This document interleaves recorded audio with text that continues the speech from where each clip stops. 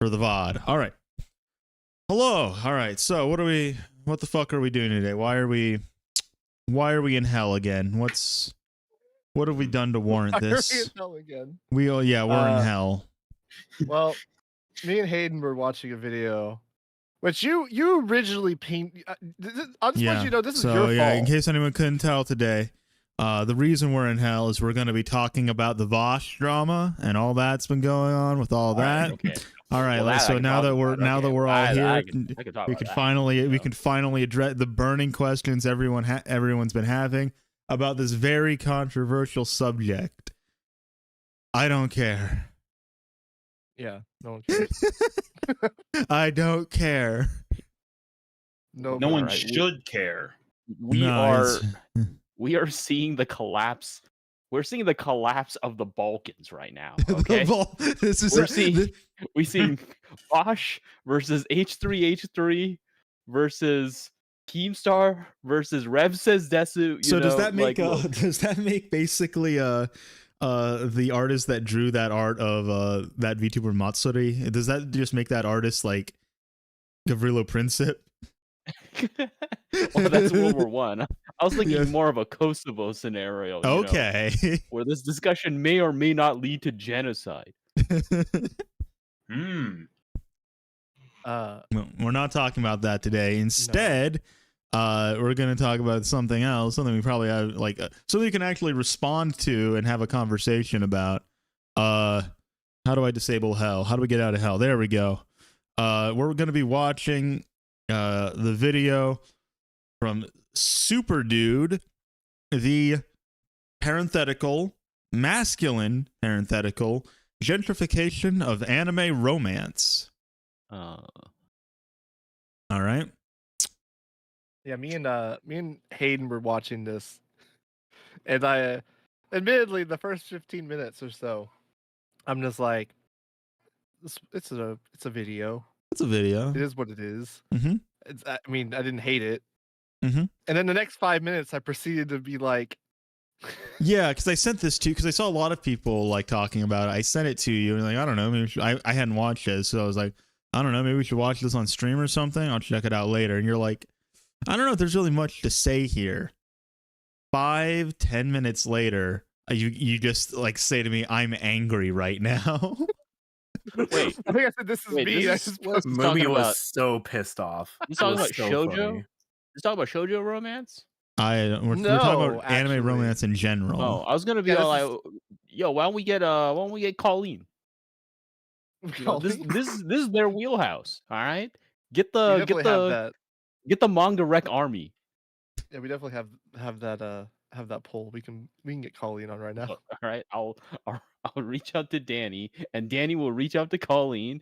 And look, all right, this is how it happens. This is how we're gonna get everyone on except for the person who made the video.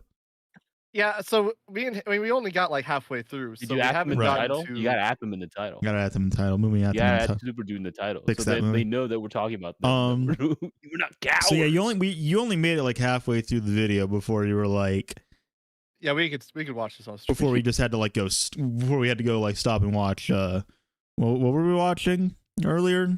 Oh, Dungeon Meshi and solo leveling. Right. Yeah. I have a very poor short-term memory. I'm also kind of checked out, right? So for context, by the way, in case this ends up coming up in the stream, I'm really fucking tired right now. So in case I fall asleep on stream, I've set an alarm on my phone to go off every 15 minutes to wake me up if I fall asleep. So if you hear an alarm going off periodically, that's what that is. Yeah, that's why we have Joe and Gil and Hayden just to round them out, cover for you. Yes. Exactly. So this may or may not be a very chaotic stream, if you couldn't tell by there being 5 people on right now. Good Lord. Well, do we have I guess in terms of preamble, there are a few things I guess we want to go through.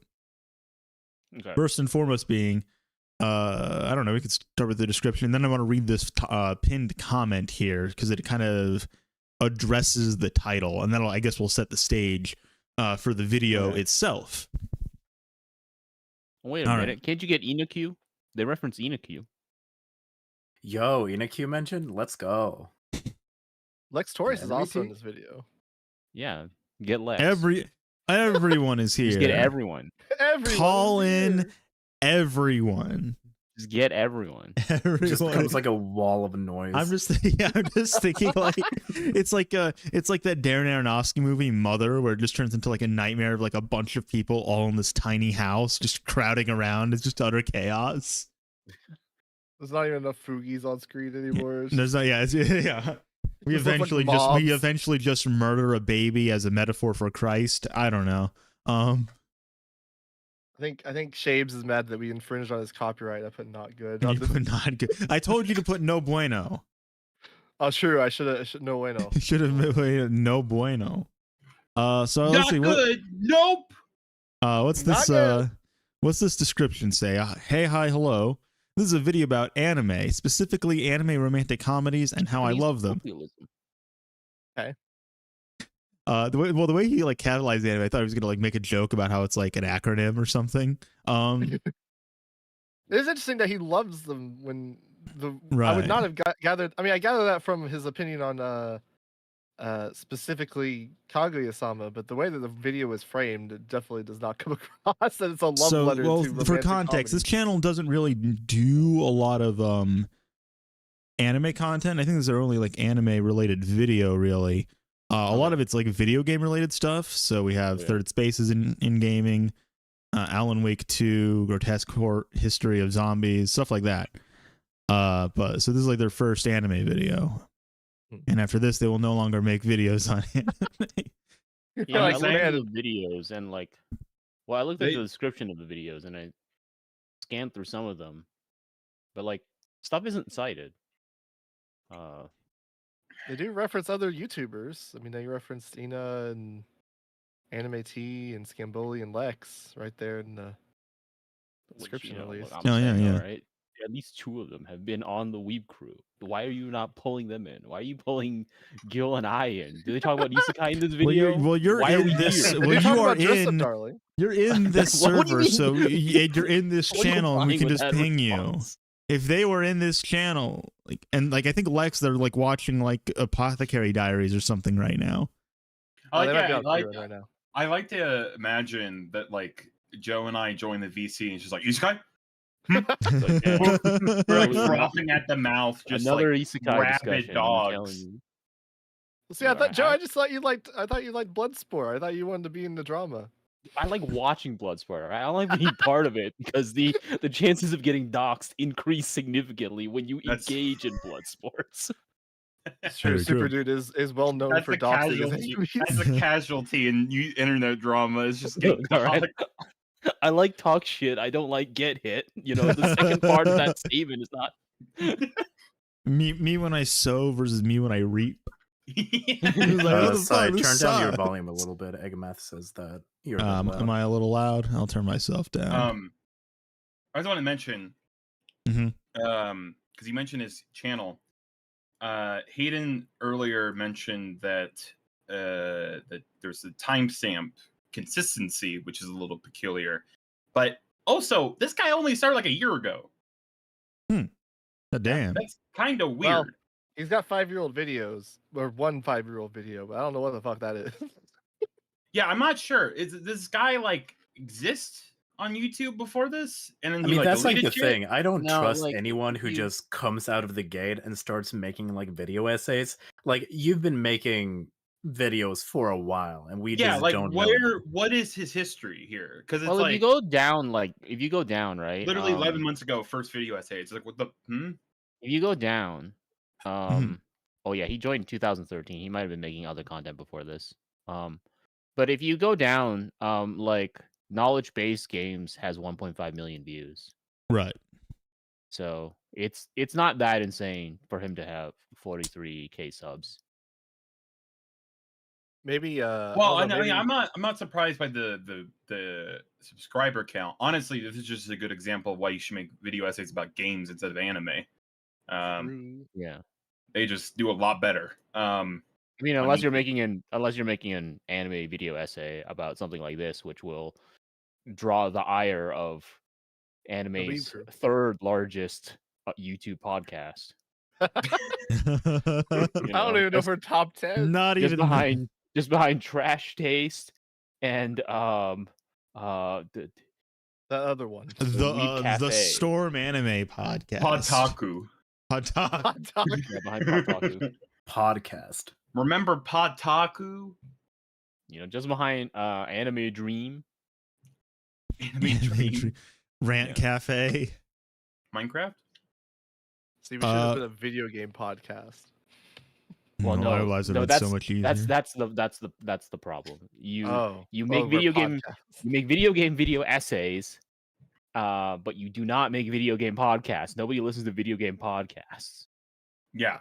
How many listens does this John get on his Super Eye Patch Wolf Fight a Boss podcast? Well, they talk about more than just video games. I don't think they get a lot either. I think they also don't get a lot for his YouTube size. Yeah, I think Super Eye Patch Wolf's like exterior content gets like not anywhere near the views his normal shit gets. Did it? Honestly, I think I feel like his Super Eye Patch Wolf's Let's Fight a Boss podcast was not about media at all, and was just him and his friends just talking about random stuff, like like a West Coast like we're doing right now for this stream. Advocating for an end to capitalism, fighting their bosses. Well, they are their own bosses. Fighting themselves. It's man versus self. The classic archetypal narrative. I mean, you're a full-time YouTuber. You are your own boss. We should probably watch this video. It's like 40 minutes. Right, yeah. So it's gonna take us a while to parse through. But yeah, I don't know. Like I said, I wanted to read the description, goddamn, and then we got distracted. Yes. Hey, hi, hello. This is a video about anime, specifically anime romantic comedies, and how I love them. But also, anyone notice there are a lot more boy-oriented romance anime lately? That's new-ish. While I don't get into why I think this is the case, the reason is money, I do want to consider what exactly it means for a romance to be for men as opposed to the classic feminine romance. What writing tropes or techniques are used for the masculine audience? In this video, I explore that topic at length, discuss how it's different from the past. Oh, my alarm is going off. Let me just stop that real quick. Wake up, wake up, snooze. wake up. Wake up, wake up. I explore that topic at length. Nightmare. Discuss how it's different from the past. Take a short break to try and bring nuance to a very volatile topic and try to explain why everyone should love anime romances. Hope you enjoy. Okay, that's what the video pretty is. Straightforward. I mean, it sounds like admirable. It's like, yeah, you should enjoy, branch out. There's nothing wrong with anime. No, I mean, you only watch like the first half, you know. But I don't know. I already take issue with the fact that he's like implying that so many people are leaving huge comments. Yeah. So, and now there's this stream. I take issue with the fact that he's already like, oh, they haven't made romances aimed toward men before, and it's a change that's coming about because of money. It's like, based on Ikoku, Orange Road. Yeah, those are all shonen. Well, and sated. Yeah. Have you heard of a little story called Usa Yatsura? Yeah. It might be written by a woman, but that shit ain't for women. It's for the boys. Yasha is a shonen. I wonder the question of just like, what does it mean when something is like for a gender? That's kind of my question as well. A group, because the example that's always going to come to mind, and like the most infamous example is Train Man, right? Because like that was for initially like dudes. Initially, that was like for dudes. That was just like, dude, look at this heartwarming story. If you just showered and stopped eating, flaming hot Cheetos, you will also get a girl. But like, a lot of dudes were just like, the Monster Energy this blows. But it actually had a massive female audience on its tail end. It's like, I can fix him. Well, that's like Gundam, right? Gundam was like that. Well, it's pure love. It's pure love story, right? Pure love story. So, you mean Gundam? Explain in football terms, Moomy. Char and please. Amuro's love is purer than any love in any romance. Let's be real. So who's the running back? Who's the quarterback in this situation? Who's the Uke in the Seme? Uke and Seme? The running back is the Seme? Is that right? Am I stroking out right now? What the fuck is he saying? Well, that's like a yaoi thing, right? Yeah, where it's like the Ume Ume Seke. all right. You can't like... be using the word yaoi, okay? Yeah, that's a slur. It's derogatory. All right. Okay. Bacon lettuce. Yes, he says skip and loafer is for women. Yeah, okay, so I guess we'll get into that when we get into that. But I do want to address this comment first because it's related to the matter of the title. Now, you see a title like The Gentrification of Anime Romance, and you're kind of like, oh no. So I guess let's go through this comment before we get into the video itself, just to address the title out the gate. I spent a lot of time before this video came out belaboring what to call it because I knew it would be an easy thing to get wrong, and it turns out I still did. The original title was The Gentrification of Anime Romance, which I felt was a solid choice because gentrification refers to an original group being pushed out by a changing economic landscape, making it no longer feasible for their presence.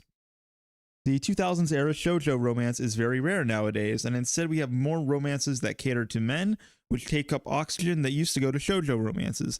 That seems like gentrification to me. So one thing that I kind of want to push back on is this idea of just like,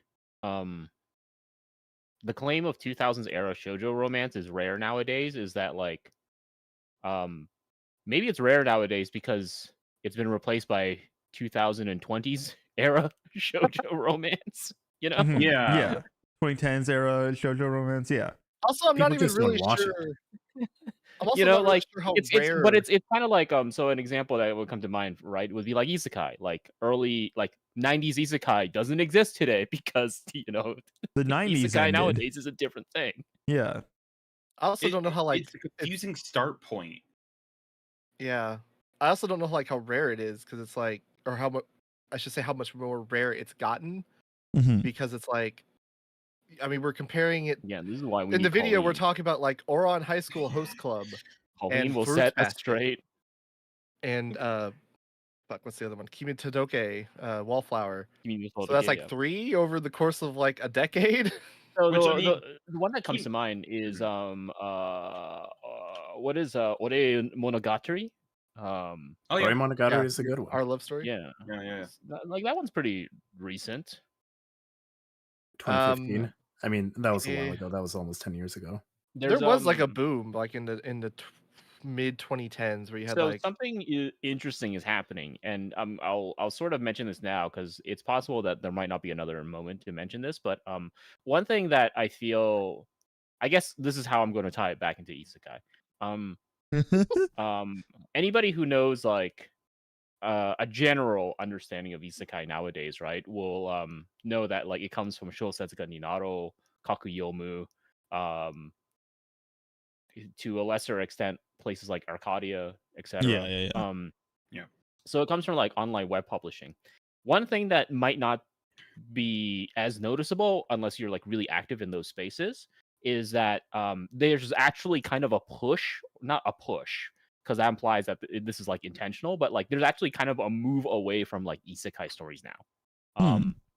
So villainous stories are like dominating the charts, but villainous stories are also starting to lean into more like romance stuff. So you're actually starting to see more and more romance stories actually being, they're starting to like top charts now in places like Shousetsu. And so I think in a couple years, because the thing is, anime is always going to lag years behind the material that it's going to be adapted. Right, yeah. By its nature. I think in a couple years, we might actually start seeing not the death, but like the sort of decline. Yeah. I wouldn't say like decline, more like shift. We're in like a hot volatile period for like isekai, right? I would say what's a term when an acid neutralizes? Not chemist. Not a chemist. We need to, okay. Now we need to fucking invite Nile Red onto Nile Red in here. All right, Nile Red in here. But like we're going to see the stabilization of we're gonna see like this. We'll probably see the stabilization of a lot of like isekai. It's probably just gonna be like the big ones now. And then there's gonna be some of them here and there. But we're actually seeing we're seeing a lot more adaptations of non-isekai that are coming out of these sites. And one of the things is romance stories. So we've got Pancreas, but we also got like My Happy Marriage. Right. Both of them came from Shosetsu. Mm-hmm. They have nothing to do with isekai. But like we're starting to see the beginning wave of like arguably a new like romance wave. Right. Well, because like there's a whole side of Shosetsu that's just not even fantasy at all. Yes. There's nothing fantastical about I want to eat your pancreas. Yeah, so one of the things that people don't talk about too much is that like there's a whole section on Shosetsu. There's like a super tag, which is literally just like romance. And it's just like, okay, it's kind of like how there's like setting in Shosetsu where it's just like, okay, is it happening in like the real world or like the fantasy world? Yeah. Here, like on Shosetsu, there's literally like a super tag that's like just romance. And then when you pick romance, you're just like, okay, what kind of romance is it? Where is it happening? All that kind of stuff. What subclass do you want? Yeah, it's one of those things where it's just like there's just this massive ecosystem of stories that just isn't really talked about because well, the question then becomes, and maybe the video will get into this, how are we defining shoujo romance? Are we talking about romance that are published in shoujo manga and then adapted into anime? Or are we talking about through some means how we define romance made for women? So that's a really important question, I think, that I feel like a lot of people don't really talk about. And so the reason why, so I'm going to sort of like put down my stakes as to why I care about this, which is that like a lot of, so one of the things that people probably don't really talk about is that like Japan had a massive early to mid 2000s amateur publishing scene that was really carried heavily by cell phone stories. That was very heavily driven by women. But they were not writing shoujo stories. Like they're not writing the kind of stories you see in like shoujo manga. Like they were writing some real brutal stories. I think the author of King's Game was a woman. But like, well, they were talking about stuff like sexual violence. Okay. Like they were talking about stuff like sexual violence. What does it mean to be like a woman in like incredibly oppressive and difficult male societies? They were also talking about like pure love, but like the concept of pure love that they were talking about was just like, I'm dying of stage 10 breast cancer, and I meet the perfect boy. And then the story ends with them dying. It's like, oh my god, full moon.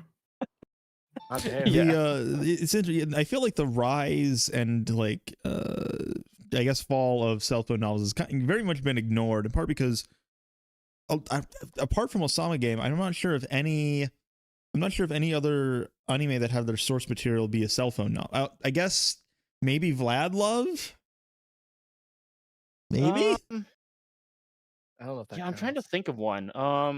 The thing is, and so the problem here is that like this is kind of the problem with I think on some levels the otaku or like otaku like otaku discussion has dominated a lot of Western perspectives about Japanese media in a kind of a detrimental way.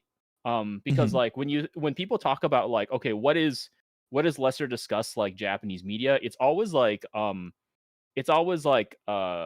games, visual novels, doujinshi, like that kind of stuff.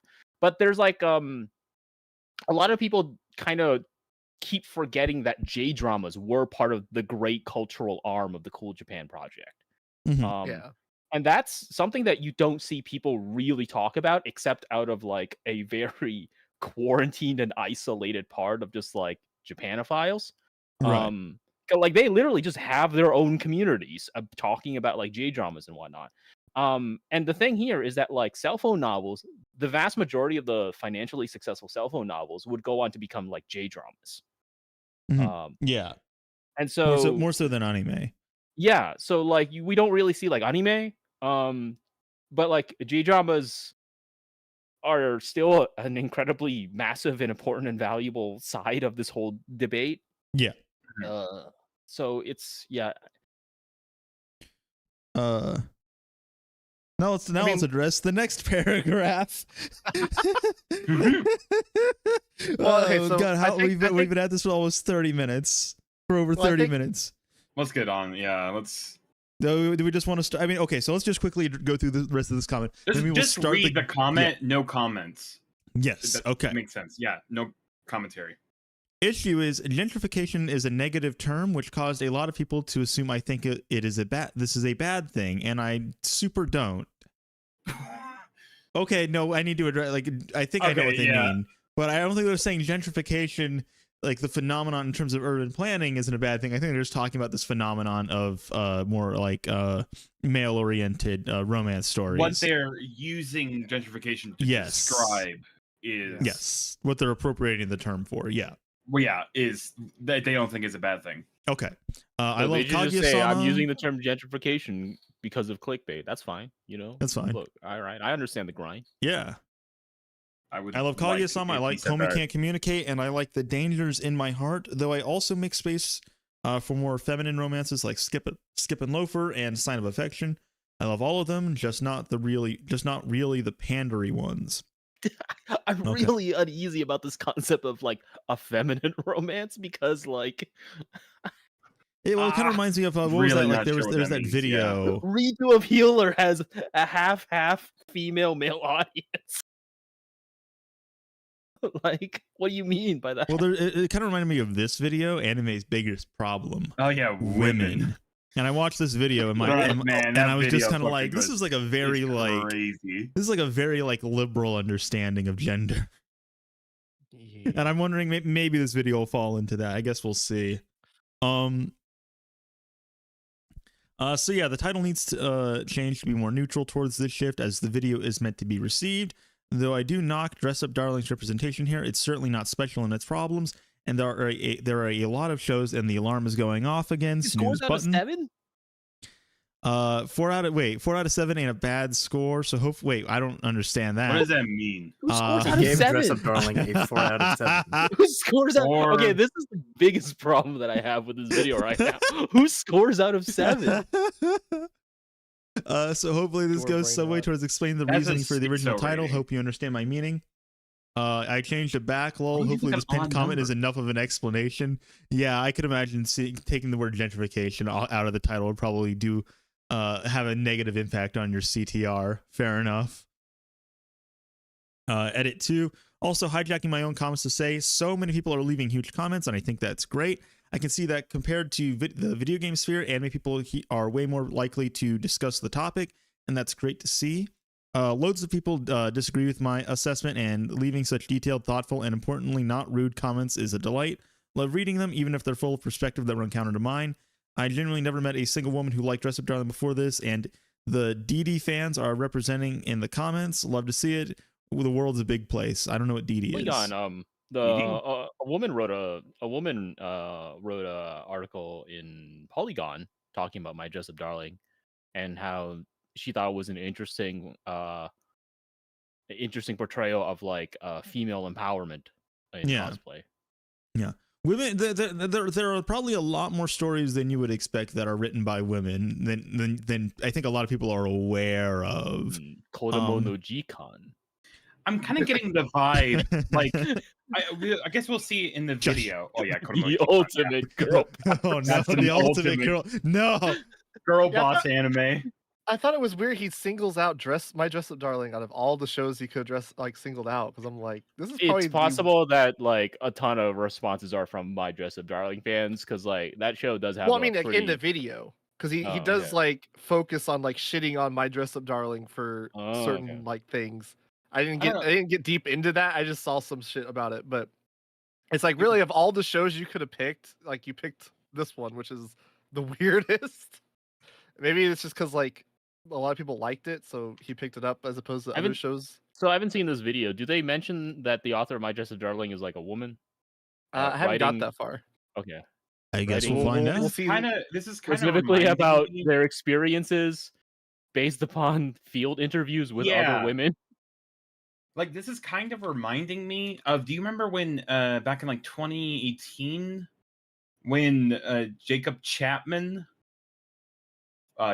formerly Jesse Otaku, we were talking about how like Comic Girls was like was like clearly written by somebody who had never like spoken to like thought how like real women like like they never met a real woman. But it turns out that the author was a woman, specifically talking about their experiences with other women mangaka.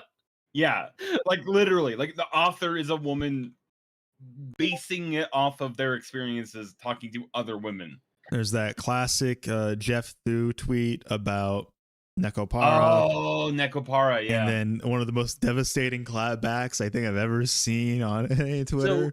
So I think it's interesting. I think it's interesting because this is kind of one of the totalizing casualties of like patriarchy, right? Because this is definitely like a casualty of patriarchy, where when we talk about the way in which like a man or like a male subject speaks of themselves, there is always like the supposed room for nuance.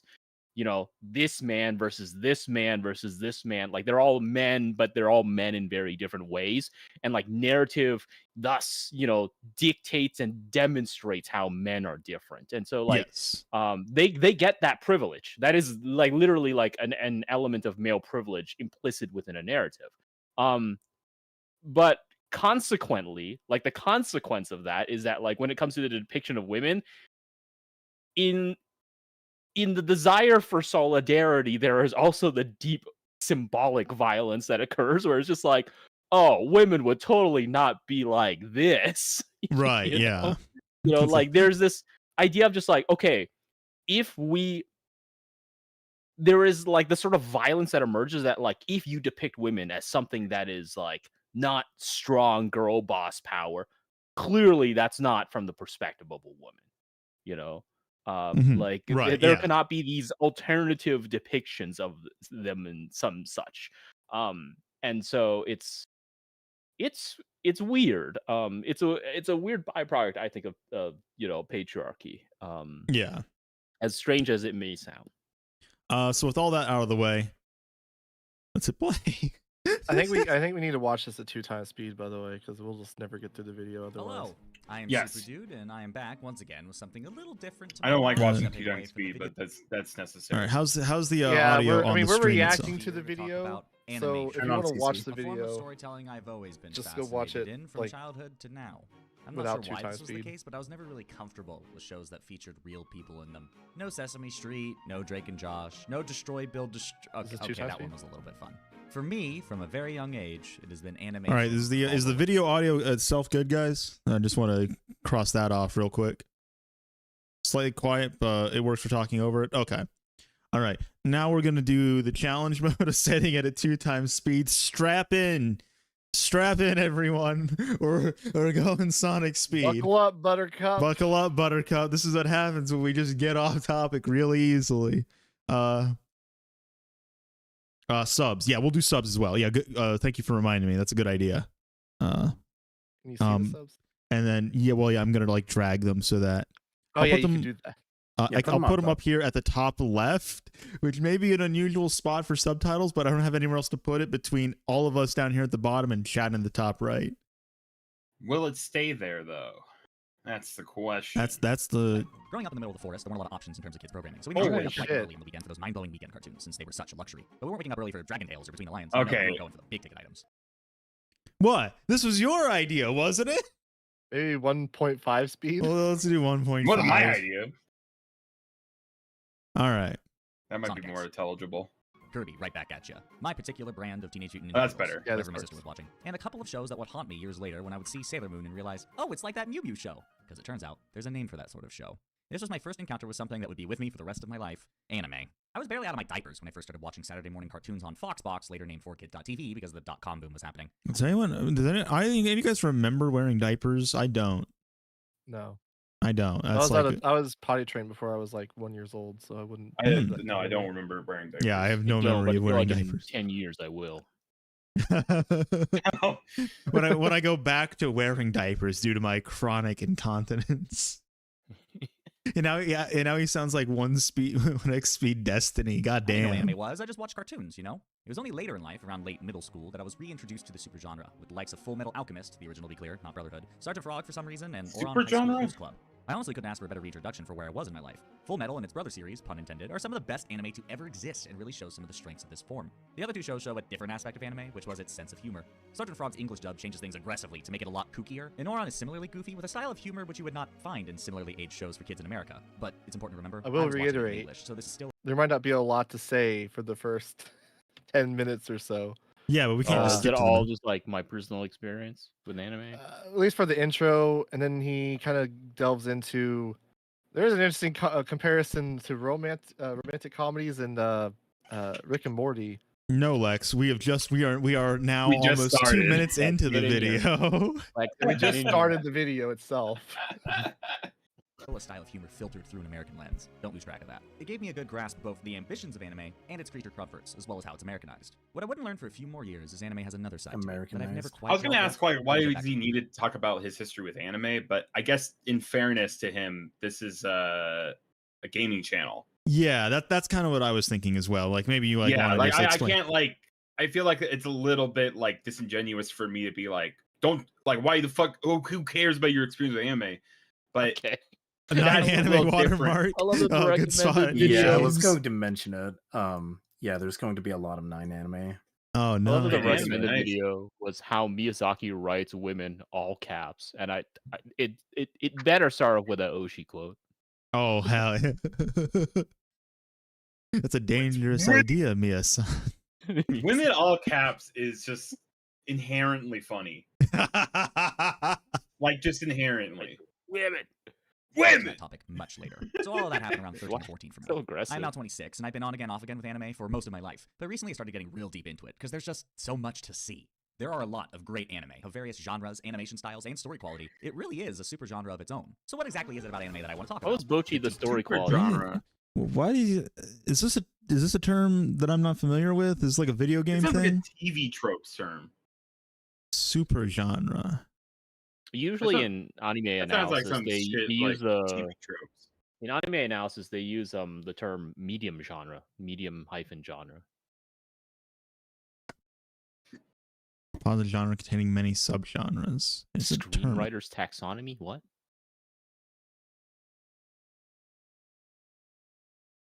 Inspired by the this is Wikipedia. Dark. Oh my god. Someone, whoever constructed this may have a lot of time on their hands. Dark Worlds of Berserk or Beastars? No. The political drama and interesting commentary about dogmatic pursuit of science? No. How about one of the most enjoyable coming-of-age stories I've seen in my entire... No, damn it, I want to talk about falling in love! Remember earlier when I said these 3 bad boys are the first anime since childhood that I saw? Well, this one had a pretty significant impact on me. Though y'all wouldn't know it, I am a hopeless romantic. A well-constructed romance side plot, star-crossed lovers, unrequited they were just about to tell or did tell but the other person didn't hear, gets me every time. I've been watching shows like Ouran for a while now, and there's just something about them that I can't help but love. It's my trash, is what I'm saying. All the things I will talk about today are romances. No, I don't like the way that's framed. Why is it trash? There's nothing trashy about romance. Come on. There's nothing fucking trashy about There's nothing trashy about romance. Dude, I fucking hate these people with guilty pleasure bullshit. Don't be guilty. Be a fucking adult. Don't feel like what you like. What's that Kevin Hart bit? Say it with your chest. Like what the fuck is this like shame shit? Don't have shame. It's my trash, is what I'm saying. Yeah, there's nothing trashy about Insomniacs After School or Tomo-chan as a girl. There's nothing trashy about fucking like they're actually fairly wholesome. Are romances, but specifically romantic comedies. There are a boatload of romantic comedies actually, and it seems like new ones are coming out every season. But why romantic? Yes. What? Yes. Wait. There are new romantic comedies coming out every season. Yeah. Yeah. Yeah. It's very prolific. It's like comedy. Why so many of these and not full-throated romance animes? To illustrate this point, I'd like to compare the concept of the romantic comedy to Rick and Morty. What? I don't understand the Rick and Morty jump scare. I don't understand the wait. With me here, I promise I have a point. Don't turn it off. Rick and Morty is a deeply sardonic show that revels in the dark humor about humans, the universe. That's a big problem that I have with video essays. If you have to make the point of like, oh, guys, hear me out, like, fucking rewrite your video. Like, that's not how you want to go about it. That's a good way to put it. Yeah, because like if you're already like, oh no, people are gonna like this take, like maybe don't make the take. Yeah, write it good. Like a rhetorical sense. Yeah, people are more willing to listen. If you have to mention another completely irrelevant thing, because Rick and Morty is completely irrelevant. I don't care how he ties it to this argument; it's completely irrelevant to anime. And well, no, not to say that because there's a Rick and Morty anime coming out. Oh god damn it! He's got you there, champ. To the okay, yeah, sure, fair, but it's completely irrelevant to the subject. So it's like, why use it to begin with? Right. Yeah. It's something like everyone is at least like familiar with, I guess. So it's an easy way to illustrate. Something like we're all aware of.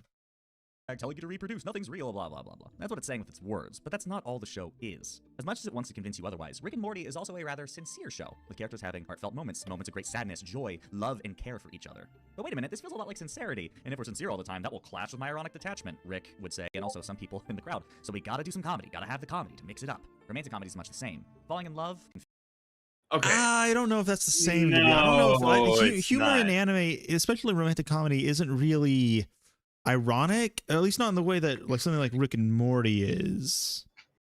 Okay, that's your example, by the way. You give this whole like, guys, hear me out, and that's what you give us. Like, come on, right? No. Yeah, I don't think that example really works because you look at the humor in something like Nagatoro, you look at this humor in something like It's not irony. No, it's not really. Comedy is not inherently ironic. Right. Yeah. A lot of So like something like Nagatoro, a lot of like the comedy is characters just getting flustered, slapstick comedy, stuff like that. And there's nothing really ironic about how it's handled. There's nothing ironic about it. It's completely irony sincere. Isn't really a thing in Japan in general, is it? No, I mean it is. I mean, I wouldn't go as far as to say that. I mean, it's definitely not to the same extent. Well, yeah, probably. Yeah, there's a tendency. There's a tendency to the alarm is going Japanese. There's a tendency to interpret Japanese comedy as without sarcasm or irony, but I think that's actually. Oh no, Japanese comedy is like can be very sarcastic and very ironic. Yeah, it could absolutely be. It's just kind of different, which I think is where you get this sort of most of the time unintentionally Orientalist view of like Japanese comedy. Yeah, you can get it gets kind of expressed a little bit differently. It might be a language barrier. But, but there's very much irony and there's like this tendency for like foreigners to be like, oh, Japanese people don't use sarcasm. It's like that's not true. Now anyone who's seen SpongeBob would know that crabs do not have a sense of irony. What? Yeah. What? Yeah. Turn your Discord notifications off. It's like gaslighting people. Oh, people are. Yeah, I gotta mute that DM. Hold on. Let me mute that for like 3 hours. Okay. That's like. Sorry. That's like. That was my fault. That's trolling some people. That's so funny. No, Gil, stop it. Jesus Christ. Stop it right fucking now. How do I stop that? Which one of these things do I need to mute? I think those are the system sounds. Okay. You won't hear us for the next hour. Confessing, and every moment in between is a very sincere emotion. It can be quite embarrassing to feel or experience, so sandwiching those romantic moments in humor makes it more palatable for the squeamish. Make no mistake, though, the comedy is in service of the sincerity. That's why we're here. The highest rated episode of Rick and Morty is still the Rick Lantis mix-up from season 3. Wait, did you say comedy is in service of sincerity? Highest rated palatable for sincere emotion. Mix it up. Romantic comedy is much the same. Falling in love, confessing, and every moment in between is a very sincere emotion. It can be quite embarrassing to feel or experience, so sandwiching those romantic moments in humor makes it more palatable for the squeamish. Make no mistake, though, the comedy is in service of the sincerity. That's why we're here. For the highest rated episode of Rick and Morty is still the Rick Lantis Again, I think this is just him projecting a bit. Again, there's this idea here where irony, the comedy is inherently ironic, and I really don't like that. Well, there's also the idea that like having like a genuine moment is inherently like cringy. It's like, I mean, you can enjoy like the romance and all this shit without like feeling the sense of like shame of like, oh fuck, I shouldn't be enjoying this. Like what? Like, well, I get what you mean by squeam, because it's like screaming, like being squeamish or whatever. Like that's like a just an emotional reaction that's like not necessarily shameful, right? Like something that's so overtly sincere, like awkward, can kind of be awkward or be squeamish, be embarrassing, that kind of thing. Sure, yeah. I understand what he means by that, but like again, this idea that like comedy is inherently ironic, it seems deeply, like, to me at least, seems problematic, and it seems to be something that he has not argued well enough in this so far. I'm not sure if he's necessarily arguing comedy is necessarily ironic. Maybe just like the way that it's. I'm kind of muddied on his point now.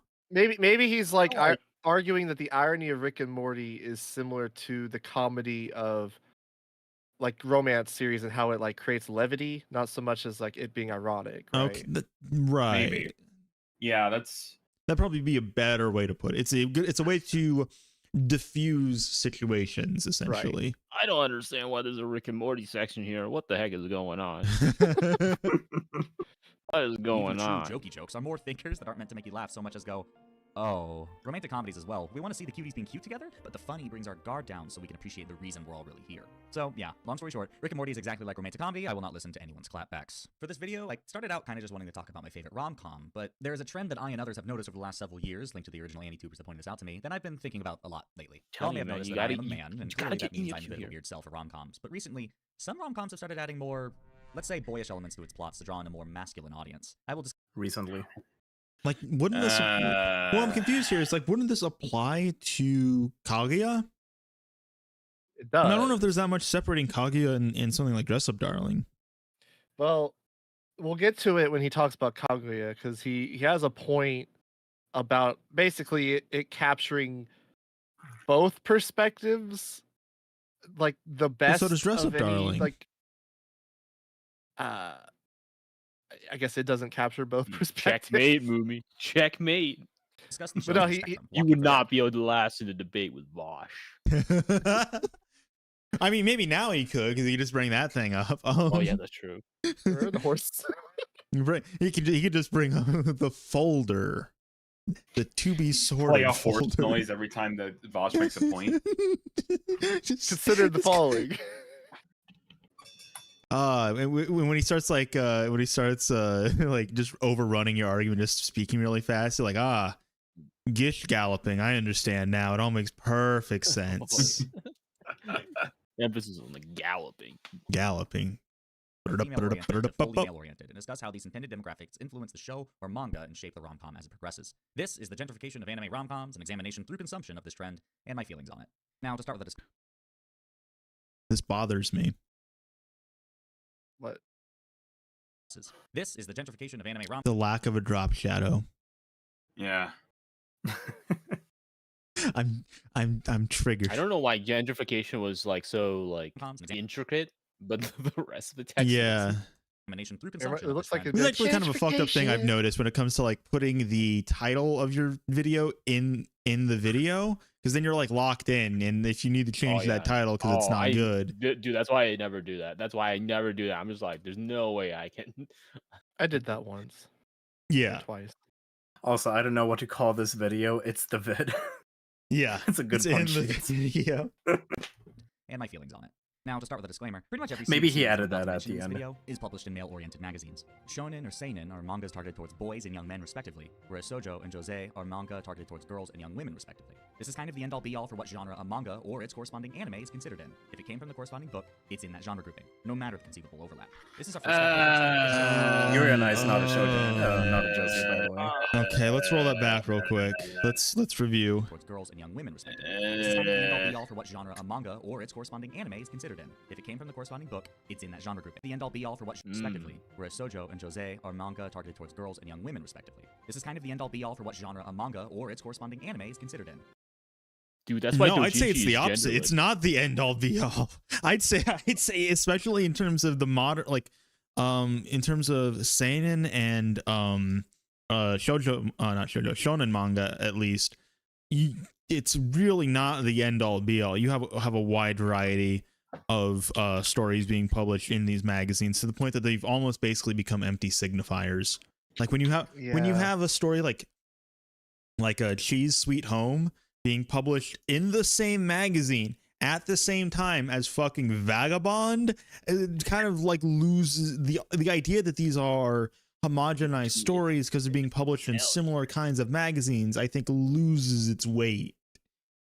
Yeah, it's always like when they talk about like the big three, like people try to like project that concept of the big three of shonen, which is specifically Naruto, One Piece, and Bleach. And they like try to be like, oh, there's a new big three, or like a big three of like seinen series, and it's like that doesn't really work. No, there's not any kind of like calling hegemony. it a genre. It's like calling TVY7 a genre. Yeah, kinda. It's super weird to call something shoujo, seinen, etc. That's an anime original. Well, that's kind of the thing. Is like, how do we then talk about stories that are originated as light novels or are anime original? I'm telling or basically you, man, doujinshi are genderless. We did it. Well, yeah, it's kind of like, yeah. So this idea of a gender demographic is really something that only applies to manga, and it doesn't apply that well. So it's not necessarily a good analytic tool for discussing anime. Yeah, that kind of reminds me of have you guys seen what's it called? Romantic Killer? It came out a couple years ago. No. What's it called? Romantic Killer? Yeah, it's a show about a girl who gets her parents like go away for work, you know, like the usual kind of like absentee parent kind of convention. Mm-hmm. They go away for work and she's like, all right, I get the whole house to myself. And then like a wizard shows up and he's just like, due to Japan's declining birth rate, you must breed. And she's just like, no, I don't want to do that. That's gross. And then the wizard's just like, oh, but don't worry, I will only send beautiful boys your way, so you know you'll want to. And she's like, no, I don't want to do that. And so like the whole premise of the show was she's essentially purposely avoiding like shoujo romance kind of like setups. And like all of these beautiful boys, all of these ikemen are just like trying to, you know, they just keep falling for her, and she's like, no, I just want a game. So it's kind of like the tale of Princess Kaguya with the three suitors. The retelling of Kaguya. I had not made that connection. But it was in it was in Shonen Jump, you know. I guess, Joe, you would know about this. Are there any sort of demographic tags on Shosetsu? Kind of. Okay. There are demographic tags like used, but they're not like Omega popular. Okay. The most important ones are literally just for like age restrictions, so it's just like 18 plus. You know, higher or lower than 15 to 18, higher or lower than 18. Right, okay. Most of it is just like, does this have sexual violence? Yes. You know, that kind of stuff. There are like there's kind of like there are kind of like tags that are very gendered. Mm-hmm. Like neketsu, like hard, tough, you know, blood, you know, hot-blooded, right? Yeah. You know. So like there are like beat my chest. tags, I don't know if that came through. That are very gendered. But the demographics themselves, there's not too much of a demographic. But before I open my mouth again, let me actually double check this. Let me just go and make a novel real quick here on my account. Let's see what they actually asked me. Why did you make the video? Oh, what the heck? I would be totally fine with people using Santa as a genre in English if people would stop applying to the creation of the work. I think I understand what you mean, Light Space Man. I think it's kind of like what Joe just brought up with Niketsu, where because we look at stories like Bleach, Naruto, One Piece, shit like that, where like again it's like this like hot-blooded young protagonist type, and we just call those shonen or battle shonen or whatever, but a more accurate term, and I think a term it's already fairly common in French from what I understand, and I think it's becoming more common in English, is neketsu, which literally just translates to hot-blooded and refers to those kinds of stories specifically that we just call shonen anyway. So when we, and maybe there's like a similar sort of term to describe, I don't know, to describe something like vagabond or monster in terms of like the kind of like tone, or like the arts. I guess maybe the closest, this is an archaic term now, I guess, but I guess maybe like and it also refers to art style, would be like almost gekiga to an extent, but I feel like that doesn't quite work either, to be quite honest. Yeah, there isn't really like there's not really like a genders. There's not really like a gender selection on children. Yeah, gekiga's its own most of kind it thing. is age. Most of it is age. Yeah, gekiga. There's a question also. Yeah, is gekiga even really meaningfully a thing anymore? That's a whole other topic. I guess actually probably the better analog for gekiga would be like the difference between gekiga and manga would be like the difference between comics and graphic novels, as like some sort of like analog in English. Let's continue. If it came from the corresponding book, it's in that genre grouping, no matter the conceivable overlap. This is our first step toward understanding this shift. From the jump, all of these shows are created with boys somewhere in the demographic picture. So let's go further back in time to a show not meant to cater to their sensibilities, starting with my OG, Ouran High School Host Club. Hereto abbreviated just Ouran because OHSHC is a mouthful and I almost messed it up just saying it just now. Ouran centers Haruhi Fujioka, an exceptionally smart high school bootstrapper who pulled so hard on those damn things they managed to make it into Ouran. I only just started watching Ouran, by the way, and I have to ask this question. Does she ever get this look back? Unfortunately not. That's very disappointing. I know. An exceptionally smart high school bootstrapper. Because she's hot as fuck in that look. Such a good look. Beautiful, as coined by one of the members of the titular host. Down horrible. Trying to find a quiet place to down. I'm down Grand Canyon for that look. Indentured servitude and attempts to pay so off. over the course of the drop. The boys of the host club and you, if you're attentive, discover that Haruhi is in fact a girl, and then the show gets on with earnest. The particular type of show this is a satirical reverse harem rom-com. It is satirical in that at some point over the show's run, it will get around to making fun of as the alarm's going off again.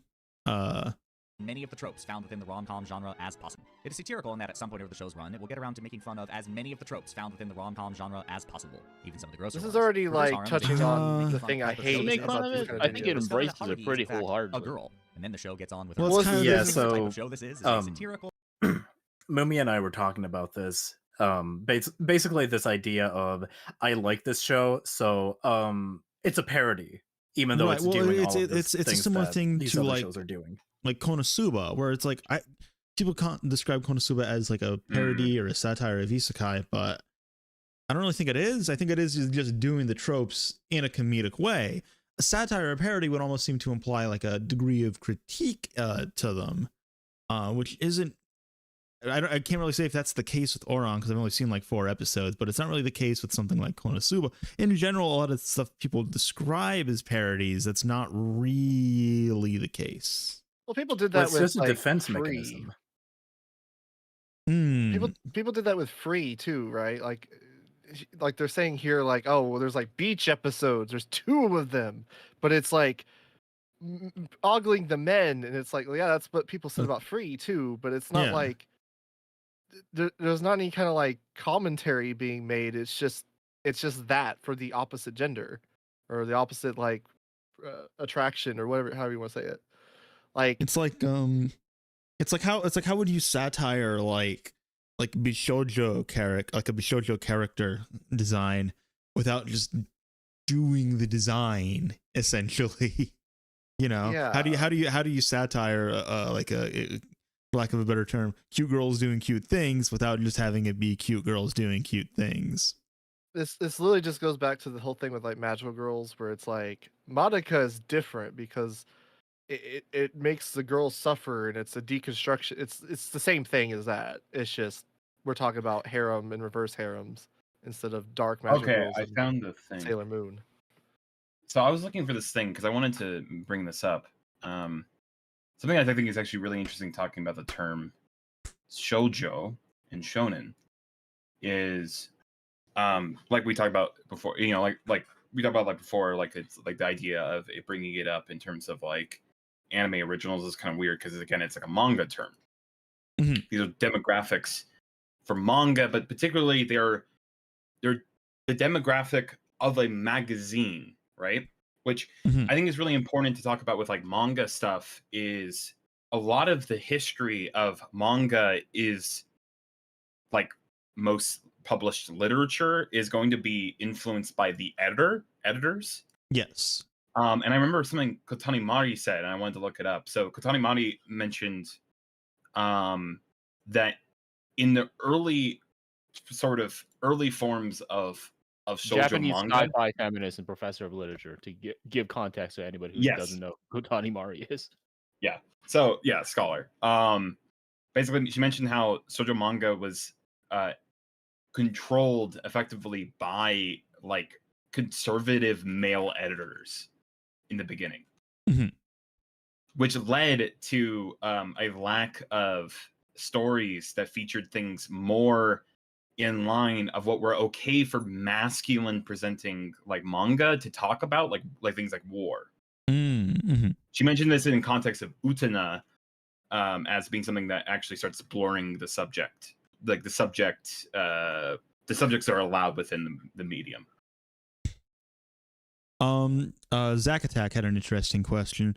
Are there any manga publications that feature only one genre? And I would say there's one example. I'm not an expert in this, but I would say there's one example that I could think of, and that is Kirara-ke with Manga Time Kirara. Let me pull that up real quick. Maybe Manga Time Kirara. So Manga Time Kirara has like this is one of those things where like genre is kind of a hard thing. Yeah, it kind of gets into genre theory. So it's one of the problems is that like the Japanese do have a word for genre. It's just genre. But they also have a word for style. You know, like the K. Yeah. So tight. Kirara-ke is not necessarily like a genre. We would call it a genre, but it's not really a genre. It's more like a style. Well, what's important to note is that the term Kirara-ke came after, it's named after the publication, essentially. It's a term used to refer to the kinds of stories that you see published in this magazine. Yeah. It's like it's like a similar sense to like Naruto, you know. It's like these are the kinds of stories that you typically see coming out of websites like Shosetsu. Yeah, it's a post hoc term. Yeah, and so like when you start applying like Kirara-ke, like it starts to break down a little bit at the specific. But this is like the closest example I would say to like a publication that is like specific to a single genre. There are probably also publications that focus on like gag manga and stuff like that. But this is just the first example, like closest example that came to mind. Seinen publication, by the way, I'd like to point that out. Seinen publication. Seinen fucking publication. Let that sink in, ladies and gents. Yeah, so I actually kind of want to mention that little earlier because he actually showed Bocchi the Rock and then said Seinen above it. Huh. And so that's kind of an interesting thing because I knew we were going to mention Kirara-ke. Because Bocchi the Rock is Manga Time Manga Time Kirara. Yeah. So is K-On!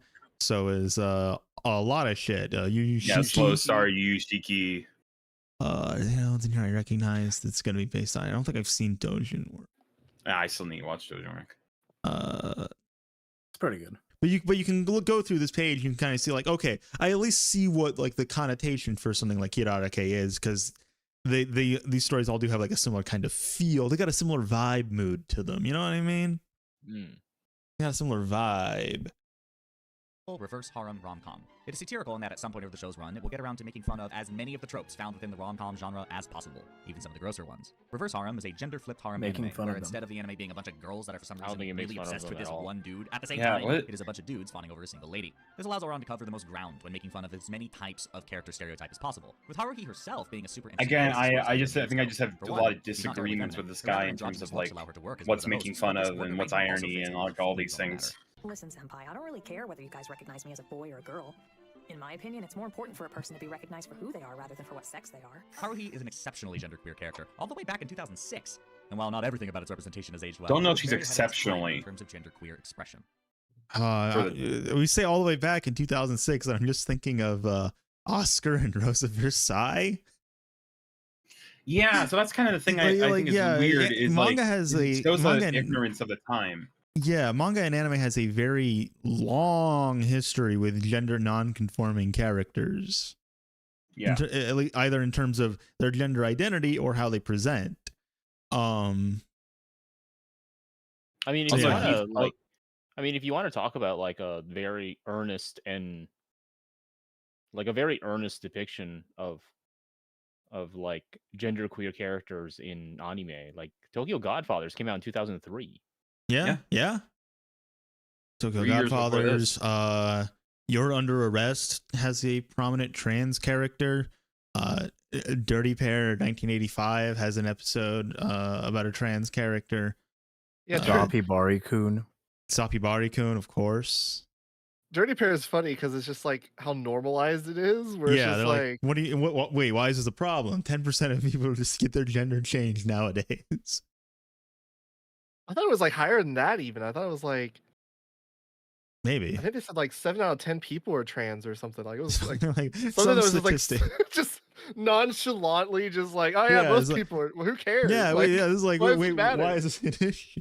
I mean, like the manga for Horo Musuko started in 2003, and that was already building off of like a dialogue of like trans identity in Japan.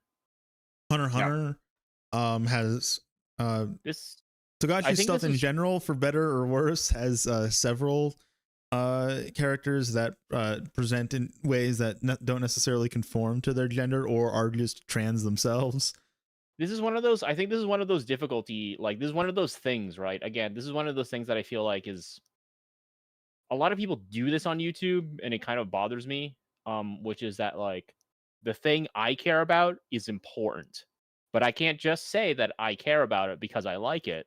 I have to say that it's important because some greater thing, verifiable simply through my experience of it.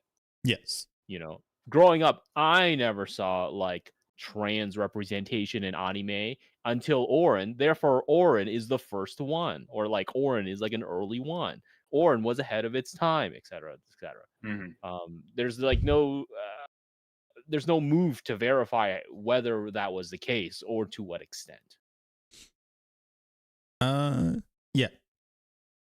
As the show progresses, the one-note personalities of the boys expands until each character. I'll pause it, but he also mentions Haruhi's father there and says it aged poorly. I have a whole video about that. Got a whole ass video about that. My most viewed one. Romantic, pointing towards relationships that may be possible. Well, not necessarily your most viewed video, Gil. Oh, God damn it. Yeah, not the SVU. Which honestly makes the reason why the show has maintained a following later. Do you want Haruhi to get with tall blonde man? That's my Jinro video. Red-haired man? How about the walking bag or any of the other less plausible answers? You can theorize about this forever if you want, though the manga did finish and therefore there is a definitive answer if you want to look it up. Though this is obviously very comedic in comparison to a lot of the classics of the period, it still exhibits a lot of the. It's not definitive. I have my head canon. A flirtation with romance. I made doujinshi about it, alright? Developing complexity as the show progresses. The hug or indirect kiss that acts as our romantic climax, and the lack of more seasons are all hallmarks of the original shoujo run of anime rom-coms. To put it short and sweet, this show is great, and everyone should watch it, obviously. Now on to the next show on the list, Kaguya-sama Love is War, written by Aka Akasaka, animated by A1 Pictures, and the reason why this video exists. Kaguya-sama centers both of our prospective paramours as main characters, Kaguya Shinomiya and Miyuki Shirogane, as they attempt to court the other. Their method of courtship, however, isn't a particularly sane one. Before we even see the main characters of our tale, the narrator established the terms of the war the title references. Whoever gives their heart first will be conquered. To confess is to lose, therefore, a confession must be coaxed from the other to win. That is the framing for most of the show's standard conflicts. There will be some inciting incident, then the narrator interjects to act as referee, explaining the terms of the game and how to win. Then the battle commences, with the narrator marking moments like an announcer before declaring the results at the end of the match. Who are our fighters? Kaguya is an heiress to a very successful business conglomerate and is therefore exceptionally trained in order to take over that empire, both in terms of business. I'm going to skip through the plot synopsis. I hope that's okay with everyone. And manipulation, as well as more well-rounded. He summarizes every show. Both #1 in the school's exams and in placing himself on top of the school hierarchy. This video is 41 minutes for a reason. At first, only one other character exists between these two, and that's Chika Fujiwara. Chika is naive and pure of heart. Glad using that time well. Exactly what she means, Giving a Wikipedia description of Kaguya-sama. To their well-placed manipulations and wildly throw things out of whack. This is the formula for a while. So I don't mind it when people like describe like the plot. Introducing even further chaos into the mix. Let's consider for a moment the balance of romance. It has it's like you joke. The numbers are against us. Like when it's just like, but it's just like, when you're describing the plot, like I gotta at least like know why you're describing it, right? Like right. Most of this is just that's. I think that's the thing. Like most of the times when people describe plot, they just describe plot, and then it's just like they only got like 2 elements out of that. Right, yeah. And then the rest is just like, oh, this is just the Wikipedia summary. Yeah, plot summaries are really difficult. I think it's more valid to do it for like shows that aren't as popular. Like even if it's not super important to the video. I make a joke about that in the video I'm working on right now, where I summarize Tomorrow's Nausea and Magical Doremi, but I'm not going to give a synopsis for Sailor Moon because fuck you, you already know what it is. Yeah, so like exactly. That's the thing, right? Like it's a matter of audience. There are definitely like some stories where like I think people have a lot more leeway when it comes to like describing like plots, especially when it's like a very like experiential or like a phenomenological thing where like you can't really get at how insane the plot of like Kimi no Irumachi is without just like describing what happens. Because if you simply just describe it based on its premise of just like young childhood love and growing up, like no, that's not going to get at it's kind of impossible to like describe without summarizing it. That's not going to get at the brain cancer plot or like To be fair to this video, this is only like 2 minutes they spend talking about that. I'm not gonna lie, I don't know why, but for a split second when you said that name title, I thought you were talking about race. I was like, wait, what? Oh, I was like, wait a minute, wrong. In any of these rom-coms. The further we lean in comedy, the less meat the plot will really have, but the more romantic, the greater the risk that we frighten those that fear sincerity. Kaguya starts as all goofs, but builds towards romance like a pressure cooker as we continue through the show's run, with episode 3 giving us our first genuine romantic moment as Kaguya takes the day to walk to school, but finds herself getting late because she doesn't actually know the way, and gets rushed to school by an also late Shirogane, leading to this moment on the bike. The pressure continues to rise season over season until we reach episodes with no jokes, all drama, all romance. It's like it cashes in on those jokes to provide episodes of full romantic or dramatic context, further developing the mindsets of our— This is actually a very just common structure you see in anime, where we'll start off with, this is the Trigun structure, where it starts off comedic and ends very serious. You see with a lot of anime. Even Full Metal Alchemist has this exact kind of structure where Full Metal Alchemist starts off, very jokey, and there's like serious stuff going on still, but then as the series progresses and by the end, it's like completely serious. We're no longer making jokes about how short Ed is or anything like that. Yeah. I mean, I feel like that's most shows. Yeah, well, yeah, it's a very common structure. Yeah. Apparently, Richard disagrees that there were jokes of the rest of the cast. In season 3, which none of us would know. I've not seen season 3. I back up Richard on that. There's a lot of jokes. His thought process either. They're both. I get some as kind of like consistently comedy, like right. Pages and also. I mean, so there's more serious stuff. I've only seen the first 2 seasons, and I would say there is more serious stuff introduced in season 2 than season 1. season 1 is much more just comedy, whereas season 2 starts to introduce some more drama. So that's the thing. But Drama, I don't know if it doesn't really become fully drama.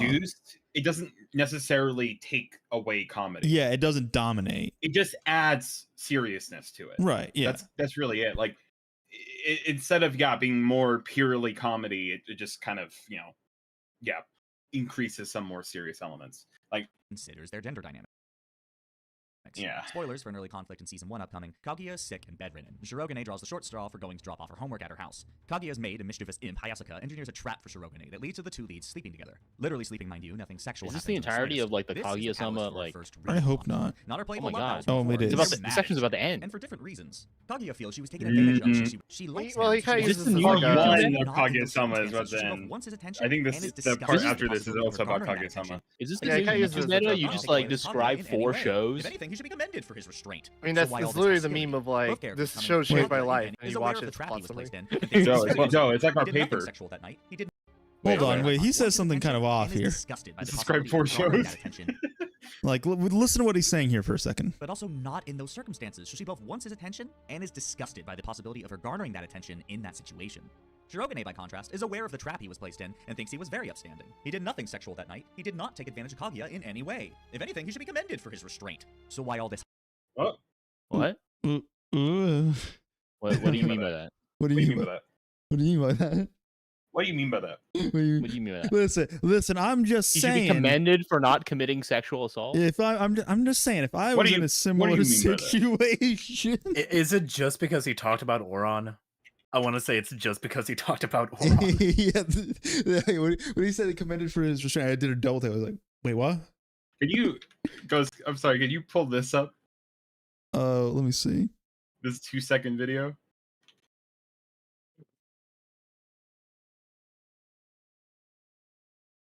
What do you mean by that? What do you mean by that? What do you mean by that? Hostility. What is that? Roll that back. What do you mean by that? Especially for their ages. I mean, there are flaws in both of these logics, clearly. And once you understand their viewpoints, they make sense in a way, which I feel is a particular strength of the writer. This brings us to the first method that modern rom-coms use to put masculine butts in seats. There are multiple the writers on the POV. show. Mostly to the male perspective. Picture, if you will, your classic shoujo romance. Writer of that episode, I guess. Oh, okay, wait. He made the shift? What was the shift? Right. Shift. Of the writer. This brings us to the first method that modern rom-coms use to put masculine butts in seats. The shift of POV. Mostly to the male perspective. Picture, if you will, your classic shoujo romance. Dainty little lady Lee, likely with some bad boy of sorts as the masculine Okay, so a lot of the story is spent with the feminine. I do want to push back upon this developing thesis that, you know, there are more dudes to get the masculine audience, the male audience, right?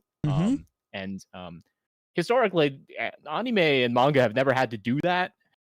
Well, I'm immediately thinking about what about BL? Well, so like that was one of the criticisms, the early criticisms of like the whole like Bishoujo movement. That was just like, right, a lot of dudes just really got into shoujo manga. Yeah, a lot of dudes just started really liking, again, seinen publication. You know, well, they're just like kind of like muscling their way in. Like that was like in the 70s and then into like the 80s. That was what kind of fueled the sort of Bishoujo like style development. Yeah. it was just like guys got really into shoujo manga and there's like, yeah, but what if she had big boobs? This is kind of the problem with videos like this is like they project like their experience as like a Western viewer watching this onto a completely different culture and situation. Yeah, completely different history. Yeah. Like anime doesn't really have like a female demographic problem. Like this is an interesting thing, right? That you're mentioning here, movie. He talks about, okay, I don't want to misgender them. I'm going to say they talk about growing up and watching Oron, and how Oron is this great show that does all of these things that they love and all that kind of stuff. And you know, I assume that they're like male or male presenting, right? Mm-hmm. Why do they think other men wouldn't have? No, they literally said they're a man in the beginning of the video. Yeah, so like, why would they think that other like men wouldn't have the same kind of response? You know, I don't know. I think there's like a thing of like self deprecation underlying through here, because like he talks a lot like guilty pleasures, needing like levity to like deflate some of these situations, like things that are like kind of touchy. I think there's like an element of like him like almost like that self-hating like weeb thing where it's like I don't like anime, like I don't like those guys, like is that kind of thing. Where it's like maybe he's projecting this idea of like the dated idea, or like the idea of like back in however long, 13 years ago when he watched Oron, that like three dudes watching back Mongolian Chop Squad to watch real shows. Real men watch back. Real men watch it back.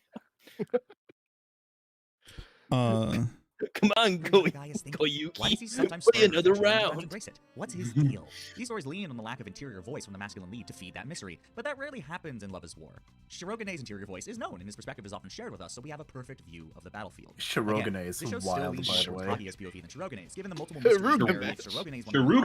It's a joke. Whereas the other way I don't think the around, dub even pronounces his name like that. Why is his name being pronounced like that? Taken to further extremes in later animes. Time and again, we are shown the diagonal perspective it's just of our peculiar. characters, how they reach similar conclusions from different beginnings or different conclusions It's from not the like same it's criticism or anything. backstories, which includes the maybe he central did that question. so he gets the comments. Why are they doing this? Why are they fighting this stupid war of love anyway? The narrator gave us a reason of sorts, but that isn't their personal reasons. That's just the framing we, the audience, needed to understand the stakes and start the story. When we finally get their personal reasons, Okay, this, well, we find those reasons. I would say that they are fighting this war of love because there is an underlying class argument to be had here. You know, there is, yeah. As argued by the Vox Arts article that I edited. Yeah. Like, I would make that argument that, you know, this is actually a deeply class-oriented show that discusses a long-standing history of bodily identity in relation to Japan's post-war development. You know, hence all of the student riot imagery. This video is still going. We just got past the part that I had nothing to say about. Oh shit, Vox Arts is just dead. We're just now getting to the part we have something to say about. Yep. Gender dynamics, social standings, work ethic, and personal self-worth to create dynamic positions from dynamic characters. That initial reason for Kaguya's anger, the paradoxical, I don't want him to touch me, but I also want him to want to touch me, is itself a nuanced position, which is interesting for a character to hold. Kaguya and Miyuki are very dense characters and are both given equal attention, so we see the two grow. I don't know how that's a nuanced perspective. You know, this would be great if there was like a source right More now. characters are revealed, which all see a little development of their own as well, eventually leading to a forever more fractalizing cast of people who each have loads of. If you got to talk about historical development in genre fiction, it would be great to have a source. Rom-com which continually develops its characters as progresses. Literally any source. source. Of the game they play and their own positions on love and confession.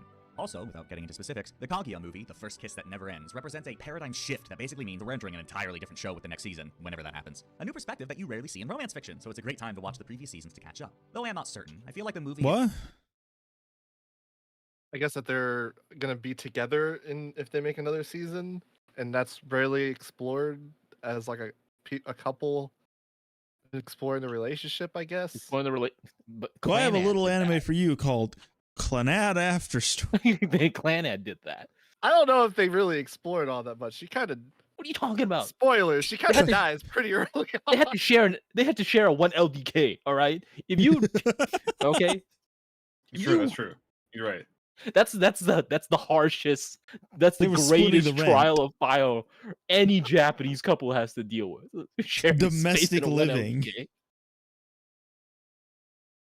It's such a turning point that we will someday consider the story of Love is War as a pre-Christmas and post-Christmas sort of deal. So it's kind of the perfect time to begin. All the setup without the need to wait. And no, I haven't read the manga. My fiancé doesn't like me to look ahead, so to speak, so I'm trapped here with her. So that's Kaguya. My favorite anime rom-com. He has a fiancé? Accommodating to both sides of the false gender binary. Still very consumable for girls, but damn, subtle bragging on this shit. Fuck this dude. I guess also the inclusion of fuck jokes, this dude. We'll get back to that. Fuck this dude. It's a slice of life romantic comedy written by Tomohito Oda and adapted to anime by OLM. Also, I mentioned it with Mumi, but he was making a point about like boob jokes. Supersonico fandom. That's all I'll say. Nekopara as well. Talking about the Weeb Crew's favorite anime, Komi can't communicate. Oh boy. That's true.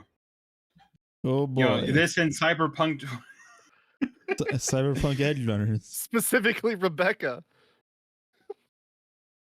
Specifically Rebecca. Won't comment on this. His wallflower nature gives him fantastic observational skills, which are put to the test when he meets Komi. Komi is a nonverbal autistic. Komi is a bombshell who basically sweeps everyone off their feet and immediately gains the respect and adoration of everyone she meets without saying a word. But that's the thing. She has such a powerful shyness that she is incapable of speaking to anyone, even indirectly, and misunderstands this adoration as they're mocking her disability. Tadano notices this, and through the first episode, they devise a communication method that allows Komi to get her words across, through writing. She tells Tadano that her wish is to overcome this disability and make 100 friends, a goal which Tadano admires and sets out to help her complete. Antics and hijinks commence when they realize the school is filled with exceptional weirdos, which serves as the basis for most of the slice of life stuff. This is high comedy, low romance, a light romp with loads of goofs. So light, in fact, that one of the common criticisms of the show is just how long it takes for the plot to go any. High comedy, low romance. Objective measures. I'm high testosterone, low estrogen. It's like it's like a Nile Red video. You gotta cook it. For I have a lot of testosterone in my blood, not a lot of calcium. My heart is stopping. I wanna point it out just because it is. I have a lot of potassium. My heart is stopping. I wanna point it out because it does come into play more prominently in a second here. He's already like doing the justification for the characters of Tadano here, which there's not a problem with that. It just becomes a problem later when he's not doing it for other characters he starts introducing. But he's like, yeah, Tadano is able to do these things because he's a wallflower. He has high observational skills. It's like, okay, yeah, sure, yeah, sure. And that's then a lot of characters in this kind of story. We'll just put a pin in that, and I'll bring it back up whenever we get to the next part. Because anywhere, just letting you know that up front. The romance is background radiation to the comedy, okay? Regardless of all of that, I found the show to be fun, the animation crisp and clean, and Komi herself to be an interesting person. This is a character with these are just 4 reviews. Definitely the source of many a joke in the show, basically the origin point of most of the comedy. I don't personally I forget feel it as a what was that punchline, video we were talking about that one time. Where the guy talked about was that Ursa Yatsura that I believe City Lights and Scott Pilgrim. What was that fucking video? I complained about it on Twitter. I feel like Richard might remember. I think it's something to do with incels or something. The Scott I think. Pilgrim part. Yeah, the incel thing. This is basically that same video where he like, it comes off like it's like a greater thesis, and then like it's just like 4 reviews. When it comes off I fucking hate this format so much. It pisses me off so much. Scott Pilgrim is incel fantasy. There's no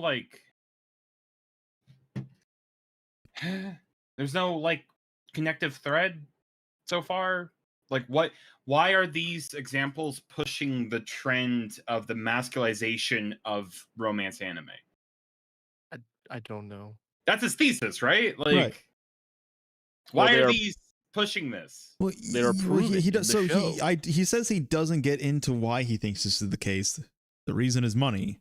What the fuck is the point of this video? I think he gets into a little bit more where he's talking about like he starts spoilers, he's going to start talking about self-insertion here in a second.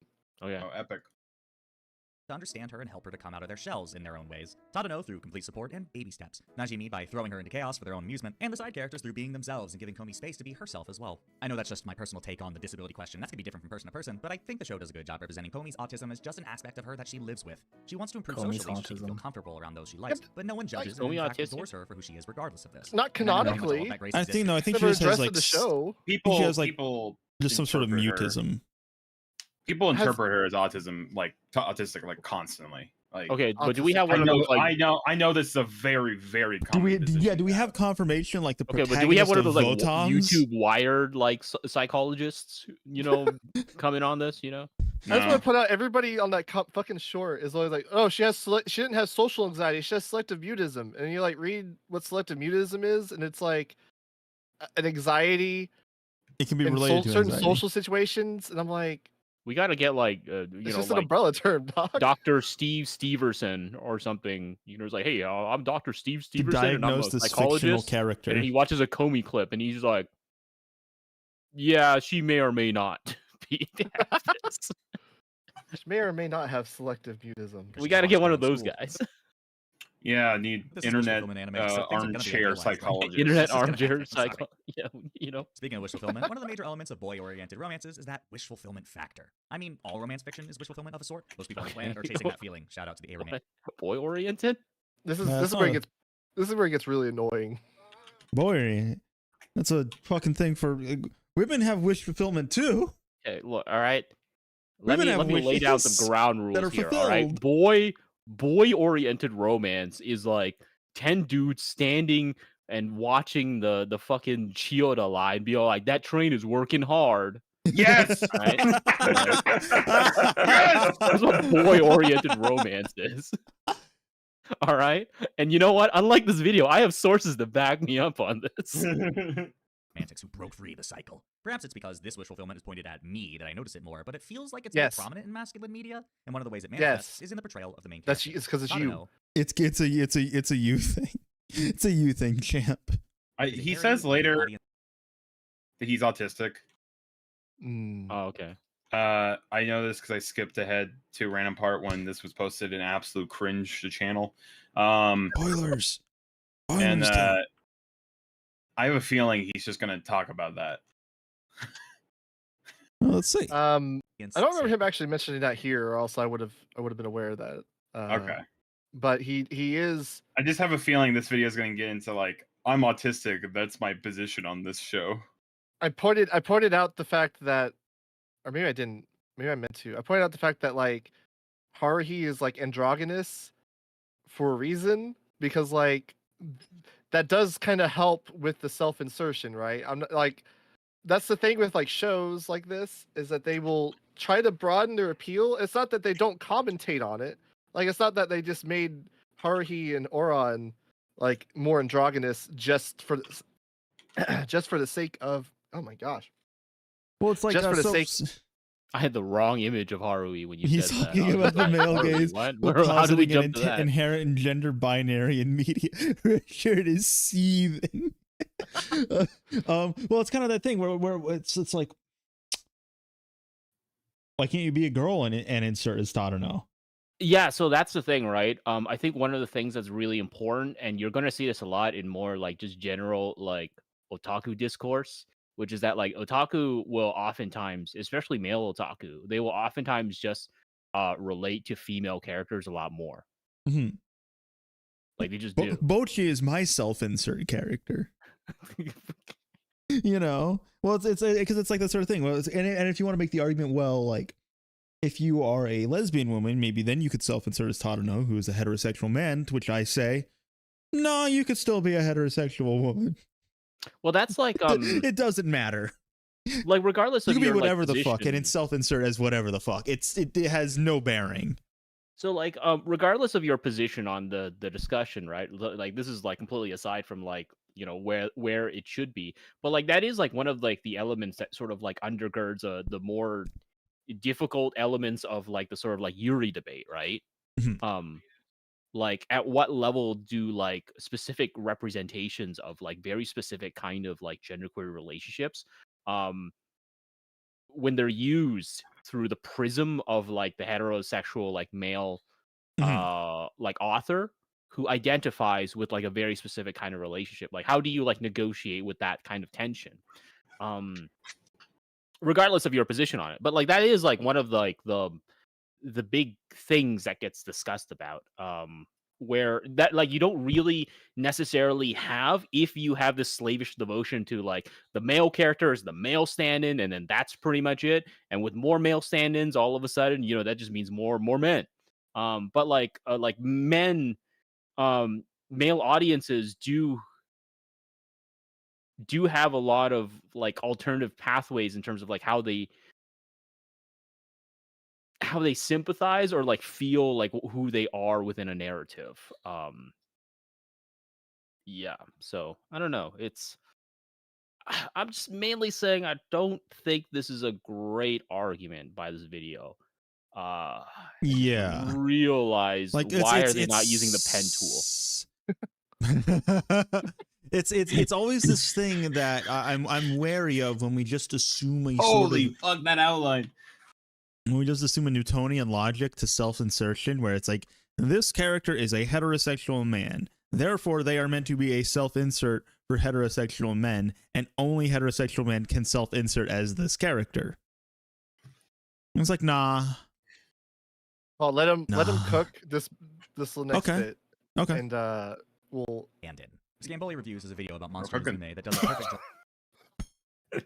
Scamboli jump scare.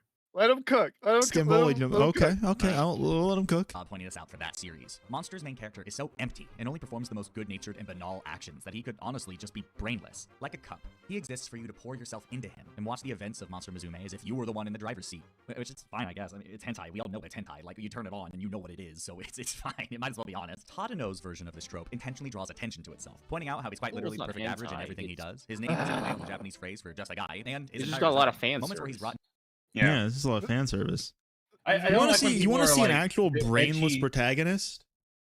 I don't like when people say like ecchi story is hentai or is porn or whatever, because it's like, well, no, the deliberate point of it is that it isn't porn. Yeah. Well, I think the more insidious point in that is like he's just like dismissive of it. Yeah, it's also very dismissive and condescending of like hentai. He's like, oh, it's fine that it sucks and it's like shallow. It's just porn. Like, come on, guys, what are you implying when you make that connection? You want an anime with you want to see what a real brainless protagonist looks like? This is what a real brainless fucking protagonist looks like.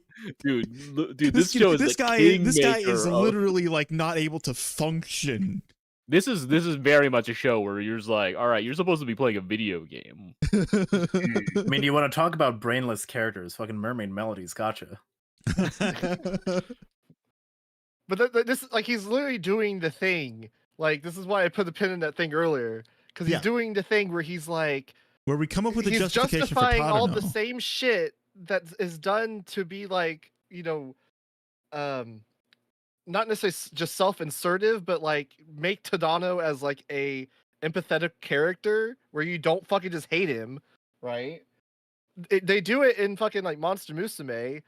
Like fair that it doesn't do it in a way that you enjoy. Like you don't have to like Monster Musume, but like this like double standard of like, right. Oh, Monster Musume is just garbage. Like, oh, fucking this character is fucking brain dead. Just who gives a fuck about any of this shit? And then like you're justifying it with Tadano when it's literally the same thing, but you're like, oh, well, it's different. It's like, no, it's not different. It's differently executed, but it's not. It's the same thing. Like, yeah, it's a matter of how you frame it, and I guess if you want to use the term rationalize it, essentially to basically be like, well, this character, you could just as easily make the same argument for Monster Musume and then use that to dismiss Komi. It's not. It's like, I mean, Monster Musume is kind of a weird example to use because Monster Musume, the character does have a very specific quality. In Monster Musume, no, he's a working adult. There's a very specific like shikaijin sort of sentimentality in Monster Musume where it's just like you have your shit together and then you have an income, women will like you. Well, like, yeah, it's also like having to deal with like, I can't identify with that. Fuck. Yes, it's a very specific. Yeah, it's very interesting that like he's literally just pushed by the government to breed with these monster girls, but he's also like a working adult who has a salary. So it's a very specific vision. Very specific vision of a Japanese man. Yeah, and so I think, I don't know, it's one of those things where it's just like, if you just come into shows with a very, very funnel perspective on how you think a story should be written, you kind of miss out on some of the goofier things the narrative can do. I was gonna say, this is a horrible setup to be citing somebody else's video and his talking points and then using that, shitting on this show. Because I don't trust you that I've actually seen this show. Like, you citing this video just makes me think, oh, you just saw that video and that's your opinion of this show now. You haven't seen it because it's hentai, because it's lower art. Like, okay, dude, whatever. I think Lex kind of talked about this when we were in call before we started watching it.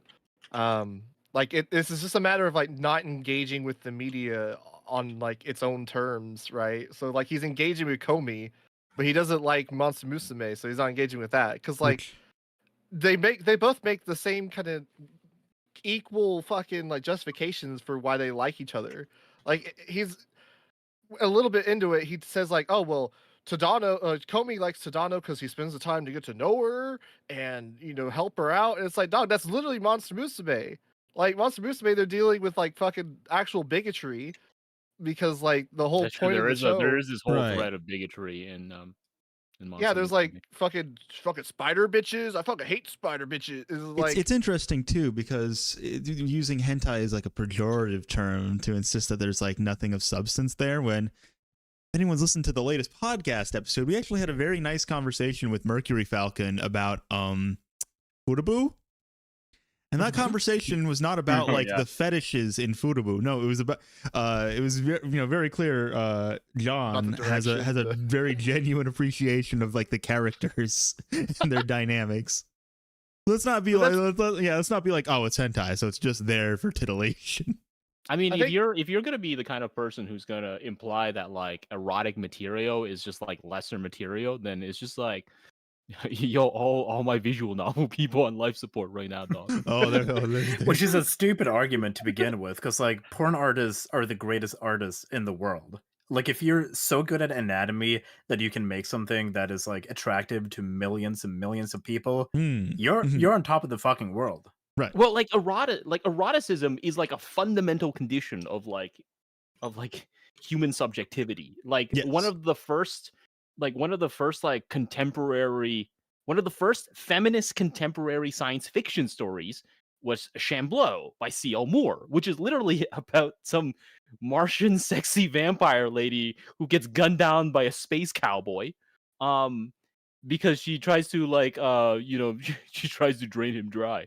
But like it's specifically in those like that interlock between different levels of subjectivity that is enabled by something like eroticism that you can talk about specific things that generally would not be talked about because there is this sort of puritanical insistence that this must be hidden away, tucked away, not talked about, not shown.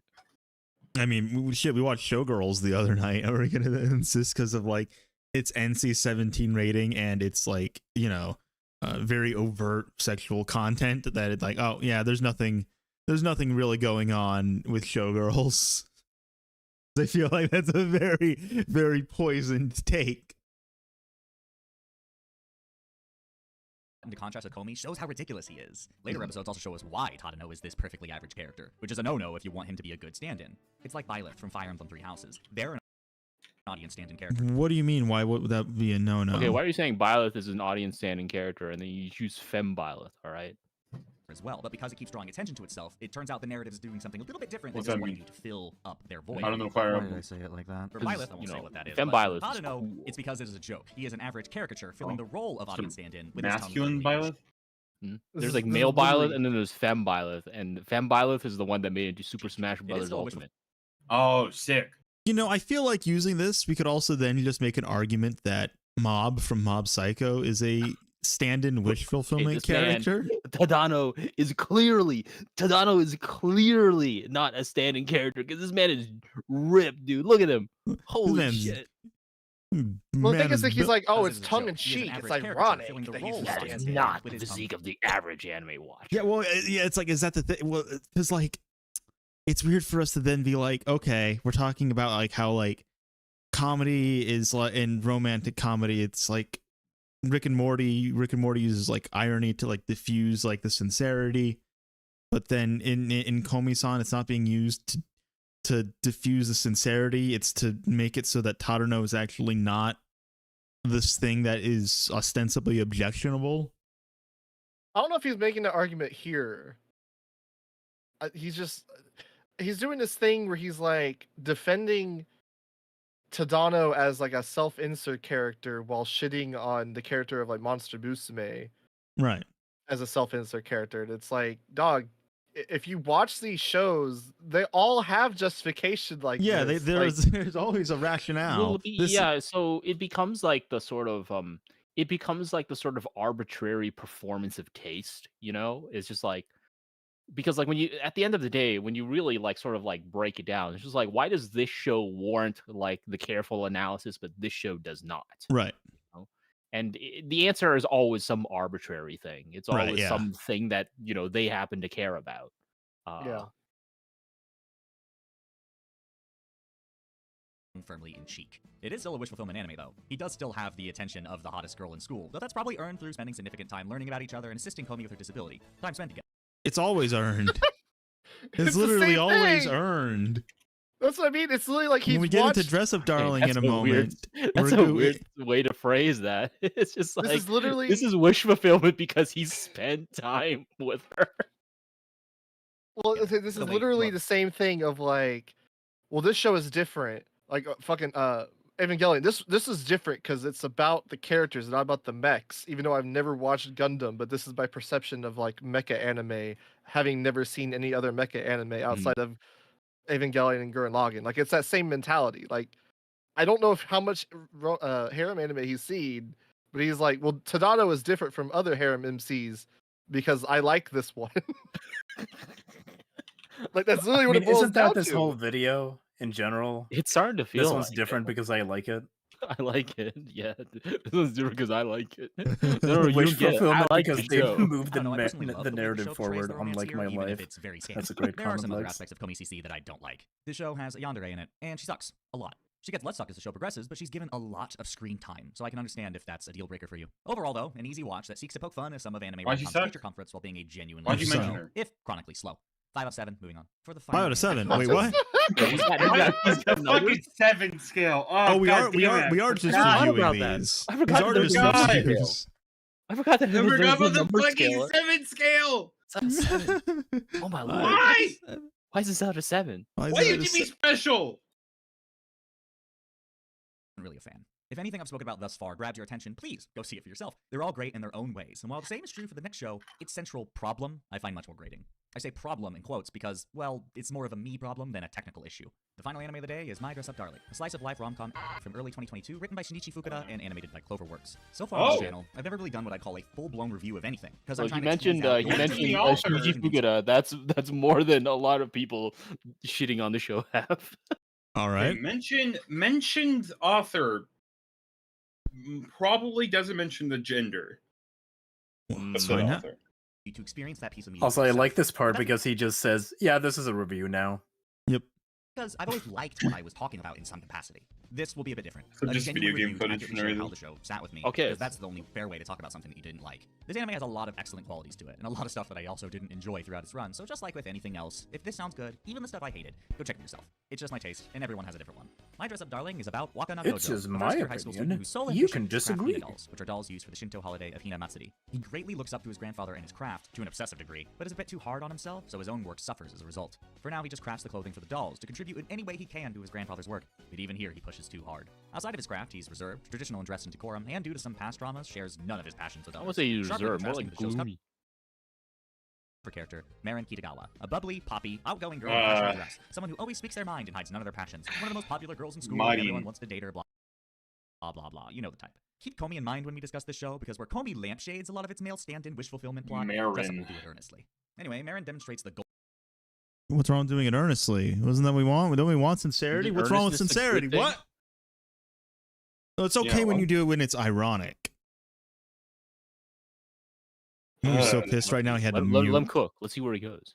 Let Goals him and cook. personality between herself and our lead when they both happen upon the home ec room, and she discovers his passion/obsession with Hina dolls, and accepts it heartily. In fact, she goes so far as to show something she's passionate about with him as well: cosplay, though she's terrible at it, which is where Gojo comes in.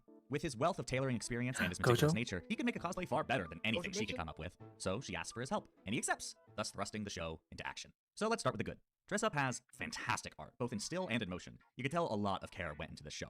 I've seen rumors that Cloverworks wasn't prepared for the success of this show, but with how much detail work went into this, I don't know. I've it seen just seems like rumors? something you had to know that this Show was it? big. Like, look at his Good art. to have a Look at the amount of frames in report on Gojo's that. movement. What does he The same mean by goes for that? Marin, but we'll Okay, get back to this. crazy. Dress Up is very Okay, good, first so, of all, hey, I gotta there's say, a loose crazy that he says that Cloverworks went into so much detail. But as you can see on my Twitter, I've discussed multiple times how My Dress Up Darling gets basic camera interface wrong. That's true.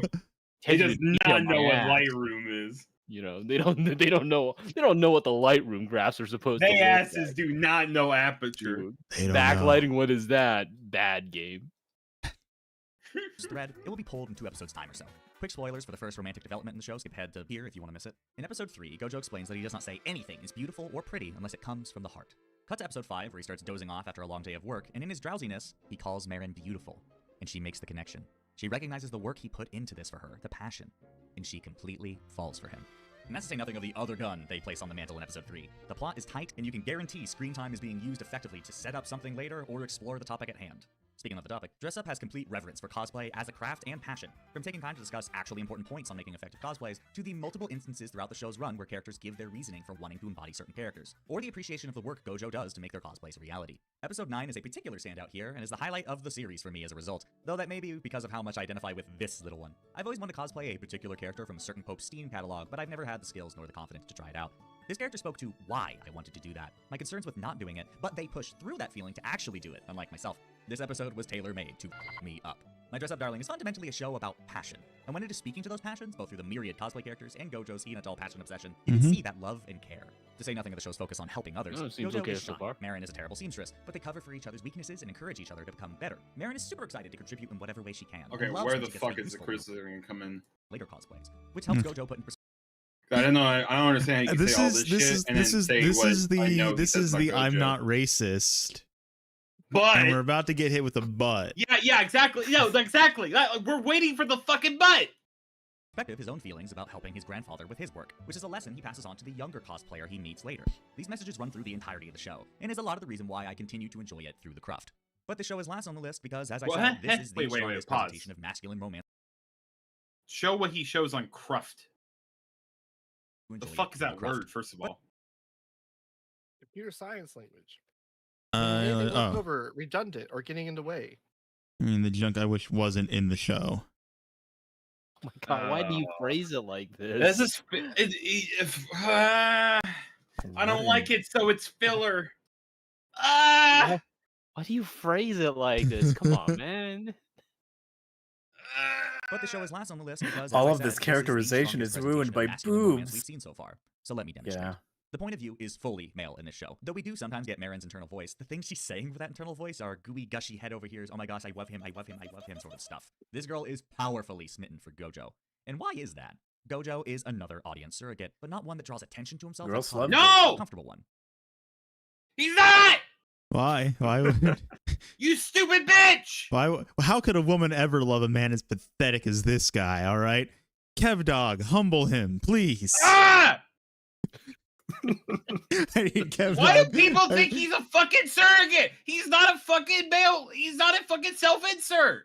What, you mean you aren't good at that shit? Yeah, so this is one of those weird things, right? Which is that, like, so... He's a fucking craftsman! Yeah, so I think one of the interesting things about Gojo's character, which is that, like, I feel like a lot of people do feel like... I think a lot of people feel like he's a surrogate because, like, he comes off as a little passive. They're just like, oh, you know, he's not, quote-unquote, doing anything. And therefore, you know, he's like an audience insert and whatnot. But Gojo is a very realized character. He's also like, this is something I notice a lot of My Dress Up Darling criticisms don't talk about. He's an incredibly funny character because he's the straight man in a lot of these antics. Yes. Like he's the one who he's the one who delivers like the punchline in like the almost all of the engagements that kind of happens that balances out like Marin's like Genki like girl sort of like character, right? But like even aside from that, like he has very clear goals, ambitions. When he runs into problems and whatnot, he has very distinct things that he does to sort of figure out how to deal with them and all that. Like he has a lot of character to him. It's just not like overly in your face. Well, and it comes back to that thing of like, why isn't he trying to fuck her? And it's like, aren't we just doing toxic masculinity? Yeah, so it's just toxic masculinity, but I think there's also another element that's really important to My Dress Up Darling, which is that the first time we really see like Marin, she gets introduced with this discussion of so in Japanese, like in like Shibuya and like Shinjuku culture specifically, right? There's like a slang term for like hot boys who are just like trying to like get numbers all the time, and they're called like nampa, you know, they're called like nampa boys, right? You've probably seen a character like that in anime before. That's literally the character that Marin rejects at the beginning of the episode. There's also a character like that gets rejected in Nagatoro. So like so Gojo's character, I think, is a little bit more apropos as a kind of foil. Like he's like the other side of that. He's in a lot of ways he's what the so we talked about like Junai, like pure love stories. One of the elements of pure love characters that were very popular among like male characters was like they were like very stoic to a fault. And Gojo is interesting in that like he feels at first kind of like that sort of stoic character. He's tall, well built, like he's got like this sort of old classical craftsman aesthetic, but he's also like very like well kept together. And he sort of like keeps to himself. He feels kind of like a Junai like stoic character, but it's really interesting because like he's not stoic. He has these very distinct internal issues that he's trying to grapple with that stem from this long-standing anxiety about like whether what he likes and enjoys is actually like a quote-unquote good thing. So like I don't know, he's not really an audience insert. Like Darling from Monster Musume is much more of an audience insert than Gojo. Like Darling kind of is just he's just kind of a positivity machine. Well, I think you touched on it where it's like it's almost like projection where it's like the woman in a situation or a show is like initiating the kind of interactions, and so it's like people kind of project and they're like, oh, it's hard for someone to approach like an attractive woman as like a man. So if a attractive woman is like approaching them, making it easy, then it's just like wish fulfillment, self-insert bullshit. And I think it just kind of ends there. Yeah. Where it's like, you're not really like getting into, the very like peculiar and specific hangups of the character. Well, again, we're assuming that this is a character that heterosexual young men are meant to be self-inserting as. So then how do we discuss that if we have, I don't know, women in their 20s and 30s self-inserting in this as this character as well? How do we discuss that? Videos like this would really because it feels like that kind of breaks like the paradigm, doesn't it? It feels like it's counterintuitive, and that's what would make it interesting. I feel like videos like this would really benefit from like taking a second to define what they're talking about when they say self-insert. Yeah, because it's like I don't know where you exactly draw the line. Like obviously it's intuitive as a concept of like, oh yeah, this is self-insert and this is a sort of relatable character, but where exactly is the line between those? Like at what point is a character just stops being just a relatable character and becomes solely a self-insert character? Because and so I guess like the idea is like, well, like, do we know if there are women in their 20s and 30s self-inserting as Gojo? I have no idea. It's entirely possible to me, and I think if we then just say, well, it seems much more likely that it's young heterosexual men self-inserting as Gojo, I'm like, aren't we then just doing like heteronormativity? Aren't we just basically just paying lip service to that idea? So the reason I brought this image up is that it kind of, this is toxic masculinity to me. This is basically what that is. There was another version of this tweet in which Sonobisk doll was literally mentioned. Yeah, because it's like, what genre would you call this? Bait for lonely dudes who get no bitches and stack no paper. Therefore, in order to be a real man, you must get bitches and stack paper. And what it actually made me think of is, this is going to be the leftist version of this tweet, and you'll see exactly what I mean. There are a lot of words on screen right now. Torohanda. But it's this quote from Torohanda from the Moe Manifesto, more or less expressing the same sentiment that, this Moe phenomenon, this, reason that guys are, into these cute anime girls is because they may not necessarily have the money to be a viable romantic partner financially speaking. They don't want to spend the money on dates to go out and actually like, find a romantic partner, put all of this time and money to invest in that sort of thing. So as a result, they get no bitches. So here they are with these fictional characters that have none of those prerequisites, and it's ultimately, you could more or less just reframe this as being a product of late capitalism, which is what Toru Honda basically does when talking about love capitalism. Well, it's funny is they always talk about like self-insertion in like a romantic sense. Like, yeah, there's something wrong with it because like in Sword Art Online you could self-insert as Kirito and get with like a harem of bitches, or like in fucking My Dress Up Darling, like we're talking about now. But no one, very rarely do they talk about like Dragon Ball Z or fucking Fist of the North Star.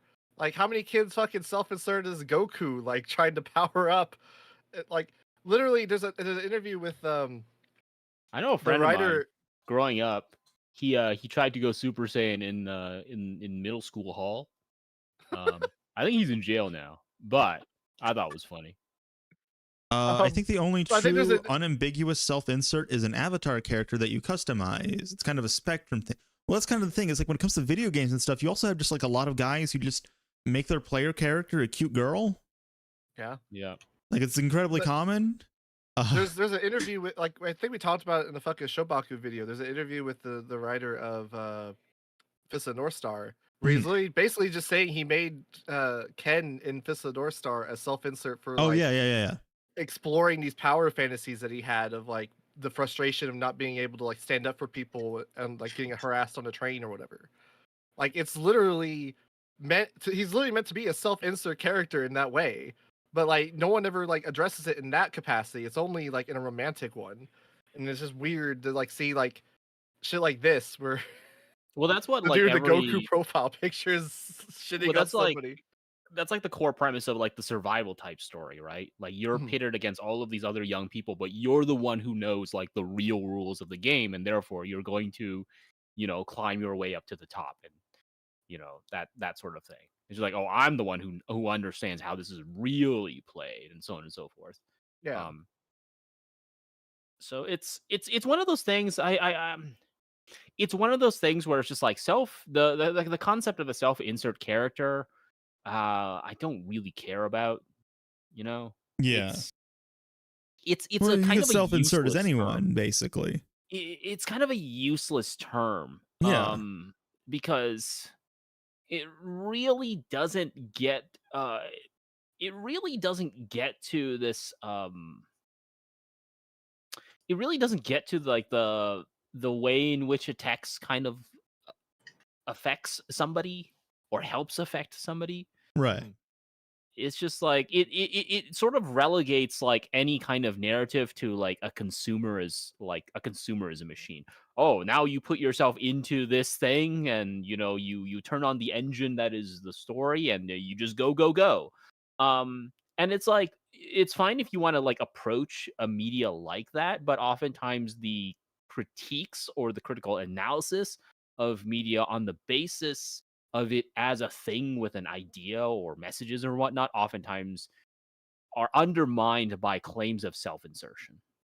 Yeah, it's like it's intuitive in the sense of like you understand what they're complaining about on like an instinctual level. Like, oh, essentially it boils down to like the story was like too transparent in its attempt to like market to somebody, at least in like their perspective. Which is fine, but it's like you have to understand, like, just saying something is a self-insert character. I also want to say a critique. I also want to say that using self-insert as a critique is kind of a waste of time, because self-insertion is not necessarily or always a bad thing. Otherwise, you're going to significantly undermine queer narratives. Yeah. Like, you don't want to make that claim. Like queer narratives are strong and valuable specifically because of their capacity for the potential of self-insertion. Yeah, it's just not like a constructive like thing to like in conversation. Sure, everyone kind of gets the shorthand. Like, okay, yeah, it's that, but it's just like in a video like this, it's not a critique. You're not saying anything of like value that someone can latch onto and understand what you're saying. Like we understand the general conceit of what you're saying, but like obviously we don't agree and we're confused, so we don't really have your perspective on like clarification as to how he is this thing, or like what elements of his character like made you feel that way. That would actually be like something that would be constructive and be like, okay, now we can have a conversation. But just saying he's a self-insert is just like saying the show is edgy, or like, I mean, we understand, like, yeah, okay, it gives a general point across, but it's not a concrete like criticism that anyone could like use. Also, I mean, like, I don't know. Gojo just does not fit the he just does not seem very much like a self-insert character. No, like he's very distinct. I mean, like if this Right. if this video was just like Kirito self-insert, I'd be like, okay, all right, I get where you're coming from on that. But I mean,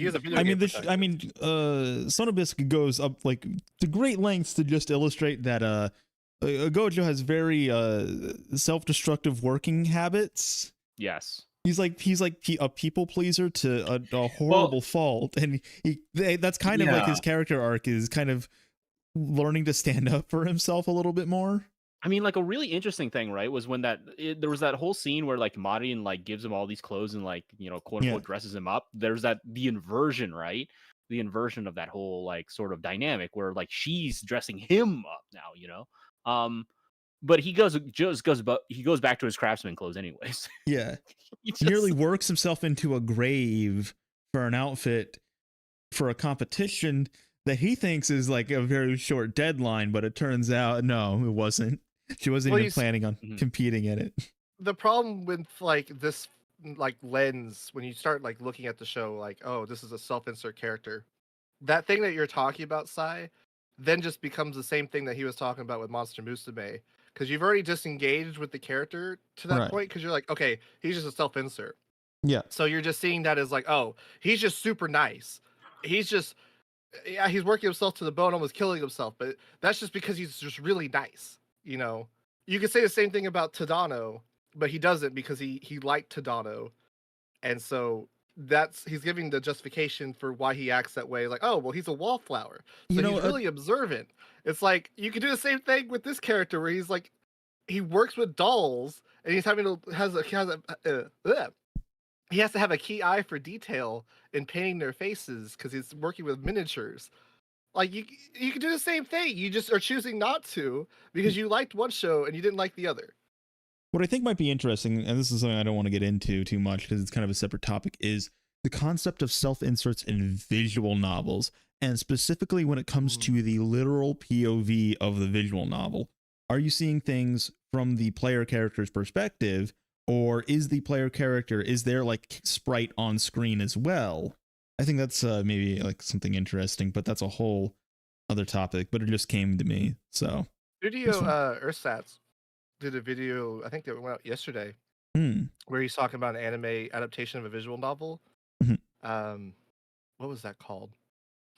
Yeah, but in terms of like the literal perspective, like the way that you are literally like seeing things being from a character's like POV, like their literal POV essentially, and how maybe that facilitates self-insertion would be an interesting topic. He was talking about an adaptation, a visual novel adaptation, where they don't even show the guy, and it just shows like different vignettes of like the girl, different roots, and like you never actually see the guy. It's always like a nondescript guy. It's not even clear if it's like the same guy. They just have the same kind of story because like it's just going through different routes, and it's painted as like just them having different vignettes and different like romance stories. There's kind of interesting. It's a Studio Ersatz video. I'll link it in the chat for y'all. It's very funny. The anime adaptation of Kohime Muso, the visual novel basically involves like a guy being transported back to Three Kingdoms period Japan. But now everyone's a cute girl, so he can romance all of them. The anime adaptation just completely removes him.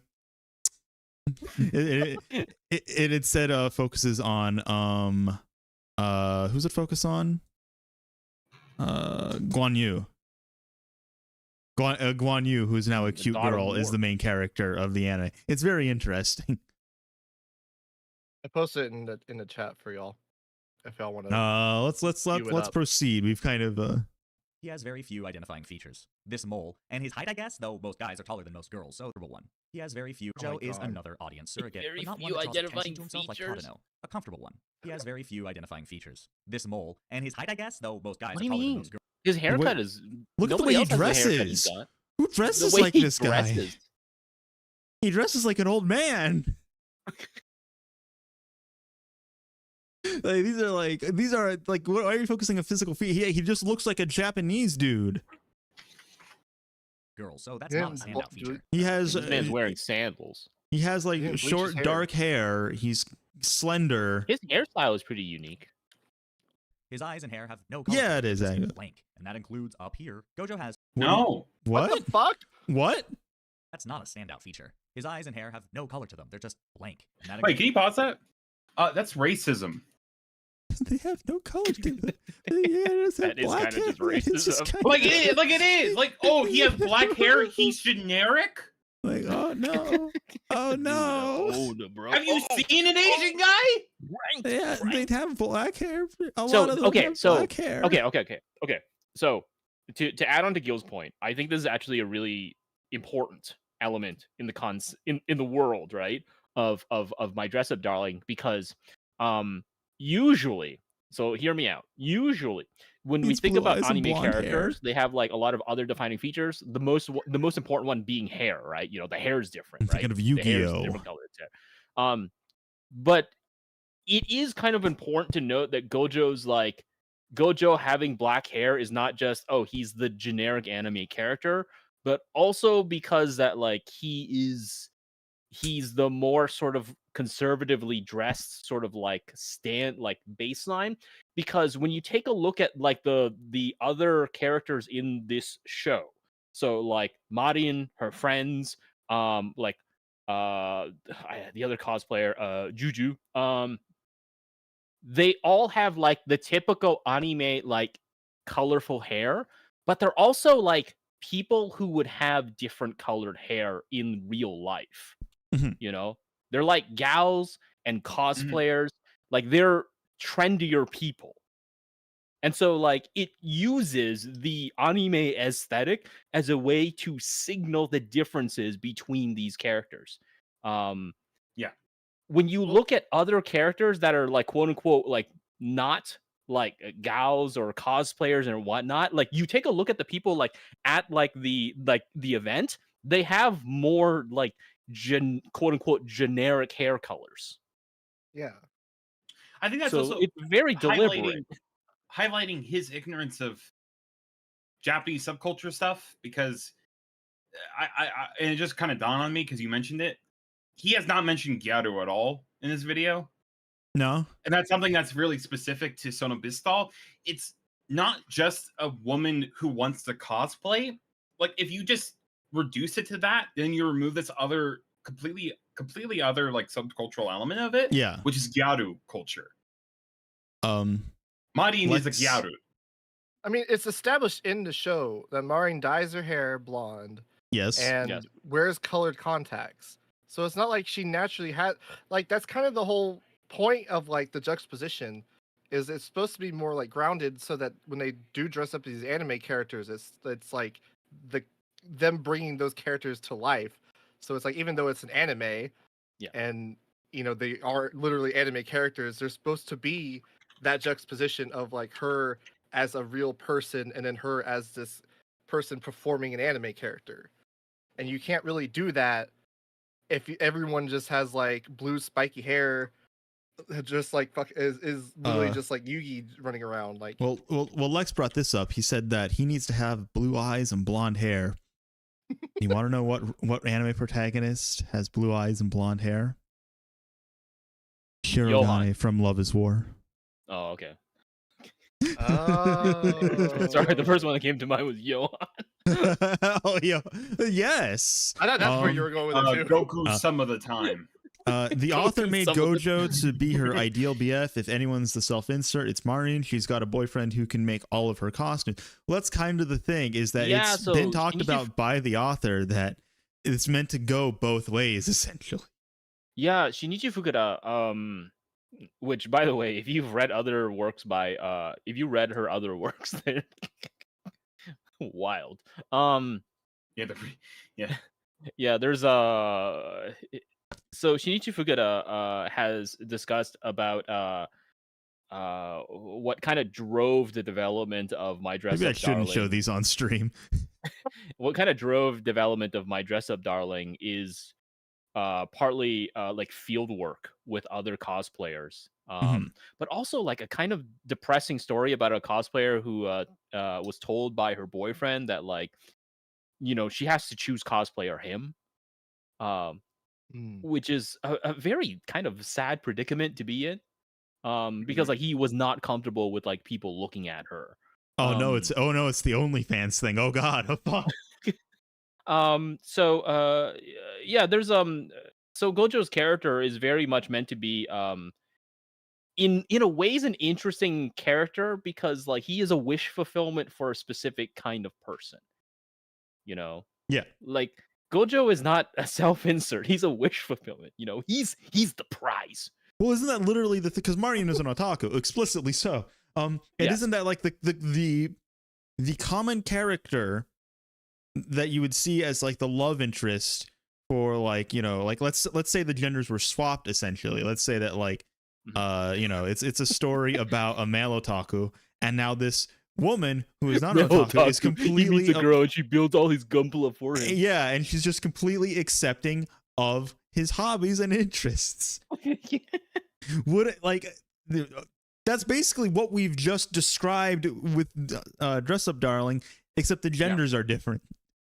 Yeah, I think it's important that like he is an otaku. He's just not like in the anime context. Like, right. He's just like a doll and like clothing otaku. Yeah. So like that be like him having that element is part of what helps like leans into the wish fulfillment part, because like he understands like her fixation and like her obsession with this hobby, but doesn't have like one of his own in the same space. Right, so he's not gonna like impose like, oh, you should dress up as this character. You should dress up as this character. Oh, when we bang, you should be dressed up as Bulma from Dragon Ball because that's the characters I like.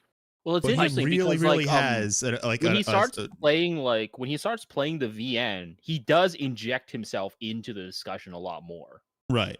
You know, where he's just like, oh, you know, there's like this part of her character design, this part of her clothing. You know, there's that part where he corrects her about the color. Oh yeah. On the clothing. Oh yeah. Mm-hmm.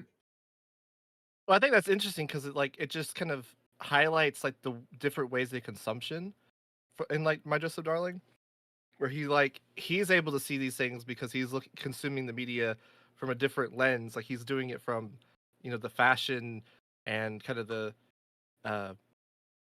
you know, general aesthetic lens, whereas she's consuming it as like enjoyment.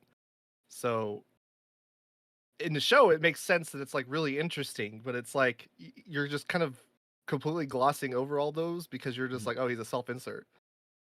Oh, okay. Well, they're like so Gojo and Marin are interesting because like they're both otaku, but they're both like very different sides of the same sort of otaku identity.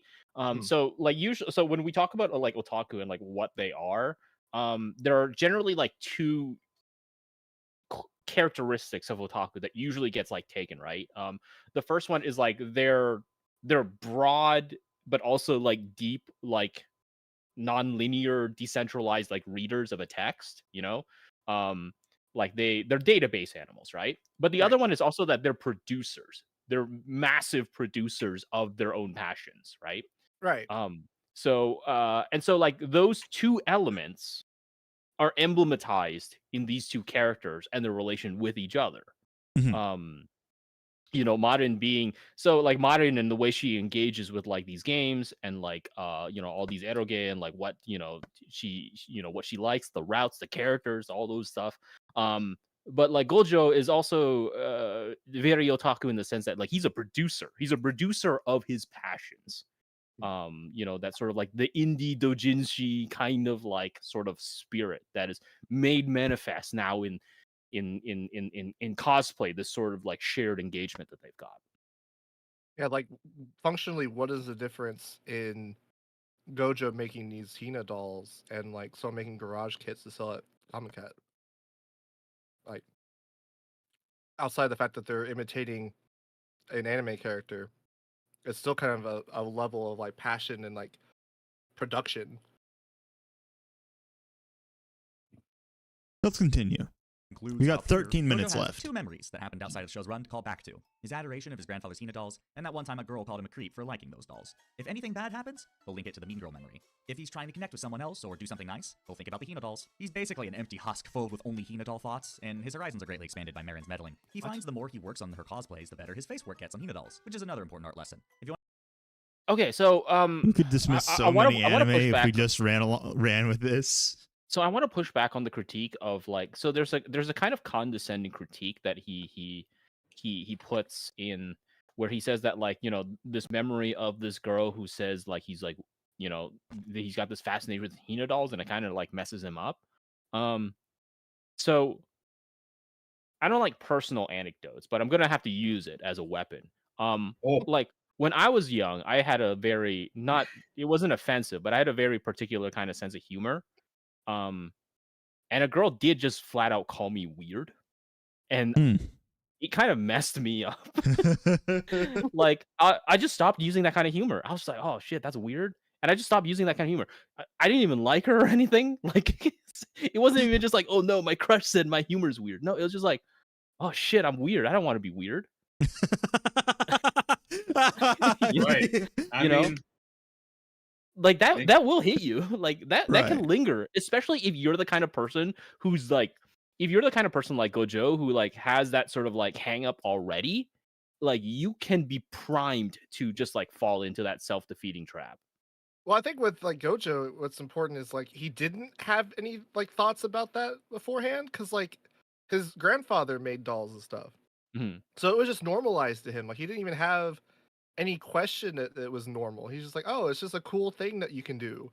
And so that was the first pushback he got. And so that's what stands out and like is like such a trauma for him, I guess, like a core memory where he's like, shit, this is the first time I understood that like people don't perceive my hobbies the same way I do.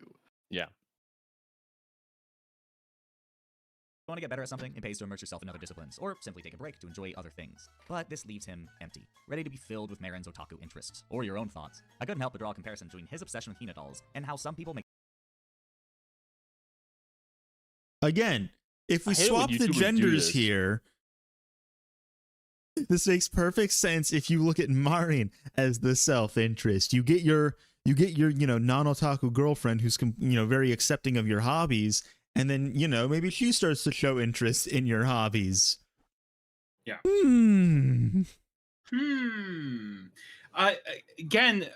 Someone have we considered that Marin is the love interest and is the self-insert, and that Gojo is the empty love interest who only exists to validate the self-insert character? If we want to do a very cynical asshole reading of it, let's roll with that. Why not? Well, yeah, because I mean, it's not as far as that, but I mean, she is the self-insert. Yes, she's the self-insert for women. It just becomes this image, but instead of purchasing it, Gojo is like buying and like creating it. I'm like really confused as to why he's doing this right now.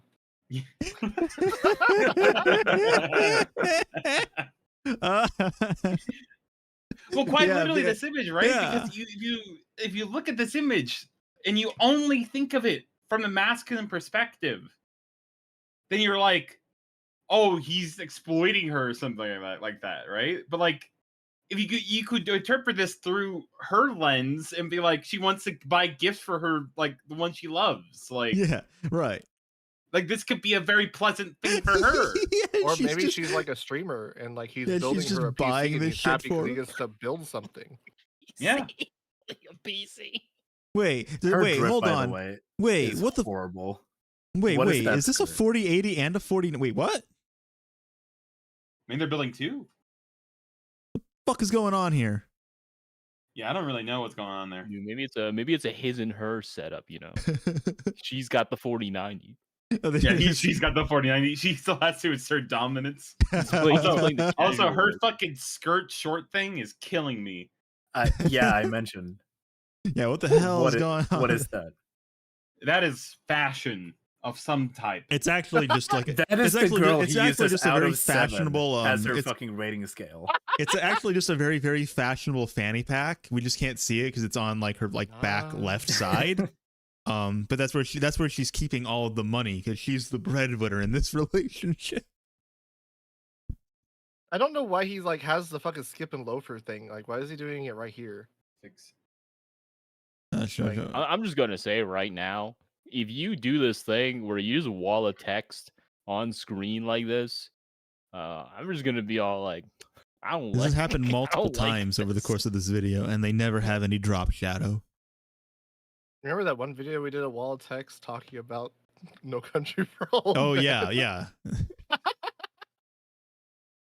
Make anime their whole personality. Just take that, replace it with this, and he becomes actual humans I've known. The third and final way the show makes it. What? Wait, hold on. What? Taku Yeah, go interests, back. or your own thoughts. I couldn't help but draw a comparison between his obsession with Hina dolls and how some people make anime their whole personality. Just take that, replace it with this, and he becomes actual humans I've known. Shaves, come out of the grave. Give me your comment. What One the Piece fuck? mentioned.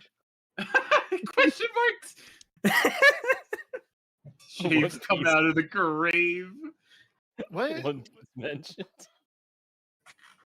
I don't see how this is like a critique of the show. If you literally know Well, people like this, so maybe what's maybe the he's got a problem? maybe he's got a like a banger, you know. He's cooking. He's cooking, all right. You know, the Wow, brisket is can't not believe- done. I can't believe someone has passion. Someone has interests and hobbies. Well, it's like, hold on. To immerse yourself in other disciplines, or simply take a break to enjoy other things. But this leaves him empty, ready to be filled with Marin's otaku interests, or your own thoughts. I couldn't help but draw a comparison between his obsession with Hina dolls. I don't know and how what he some people make means anime- by him being No, empty. be quiet. Shut the fuck up. Listen to what he says. Marin's otaku interests, or your own thoughts. I couldn't help but draw a comparison between his obsession with Hina dolls and how some people make anime their whole personality. Just take. I couldn't help but draw a comparison between his obsession with Hina dolls and how some people make anime their whole personality. But he's Dog, empty. that's Marin. Yeah, that's That's almost literally like my that's dog. the point of the narrative. You dumb fuck. that is Marin. Okay, so I I love make that- anime my I whole love that he fucking figured out the personality. Am I parallel going to and- self-insert as the guy who does not really care that much about anime, or am I going to insert and make myself a cute anime girl who likes anime? I'm gonna go with the latter, champ. He figured out the parallel, and he's just like, "Oh, it's bad." Yeah. Oh my god. That's just what it is. This stupid fuck. God It's just damn the it. God damn it. I He has don't understand what he means hobbies. by he's empty. Like he's literally obsessed with the like he that's all he does. Like he works on these. Like that's what's called having like a craft Yeah. and a pat. Like I couldn't help but draw a comparison between the characters of Hibike Euphonium and their obsession with playing their instruments and people I know who just make anime their entire personality. It's almost like people that make video games their entire personality and do nothing but make video game essays. My personality Oh, is making shit. 40-minute videos. Shade. God damn. How long does it take to make a 40-minute video? Is that just like, are you just empty? Yeah, it and depends on the like, kind of video I you don't- want to make. It's just a weird fucking point to make. It's like, dog, that's just people. I don't know. It's not. Wait, hold on. Let him cook. I think he mentions Lextoria soon. Okay. We gotta get to that point. Okay. Replace it with We this, gotta get to that and he point. becomes actual humans I've known. The third and final way the show makes itself more boy-oriented is its interest in Is that actual humans you've known? So he's Okay. realistic is what you're saying. It's kind of weird that he keeps saying boy-oriented. It is kind of funny. He says it with such scathing vitriol. You You know? Listen, And right, what this is is crazy? a boy moding manga, all right? But like it's kind of weird that like he keeps saying boy oriented when like the manga was, you know, based upon the experiences of women in cosplay. Yes. Yes. Yeah. He Yeah. brought up the author explicitly at the start of this. Why?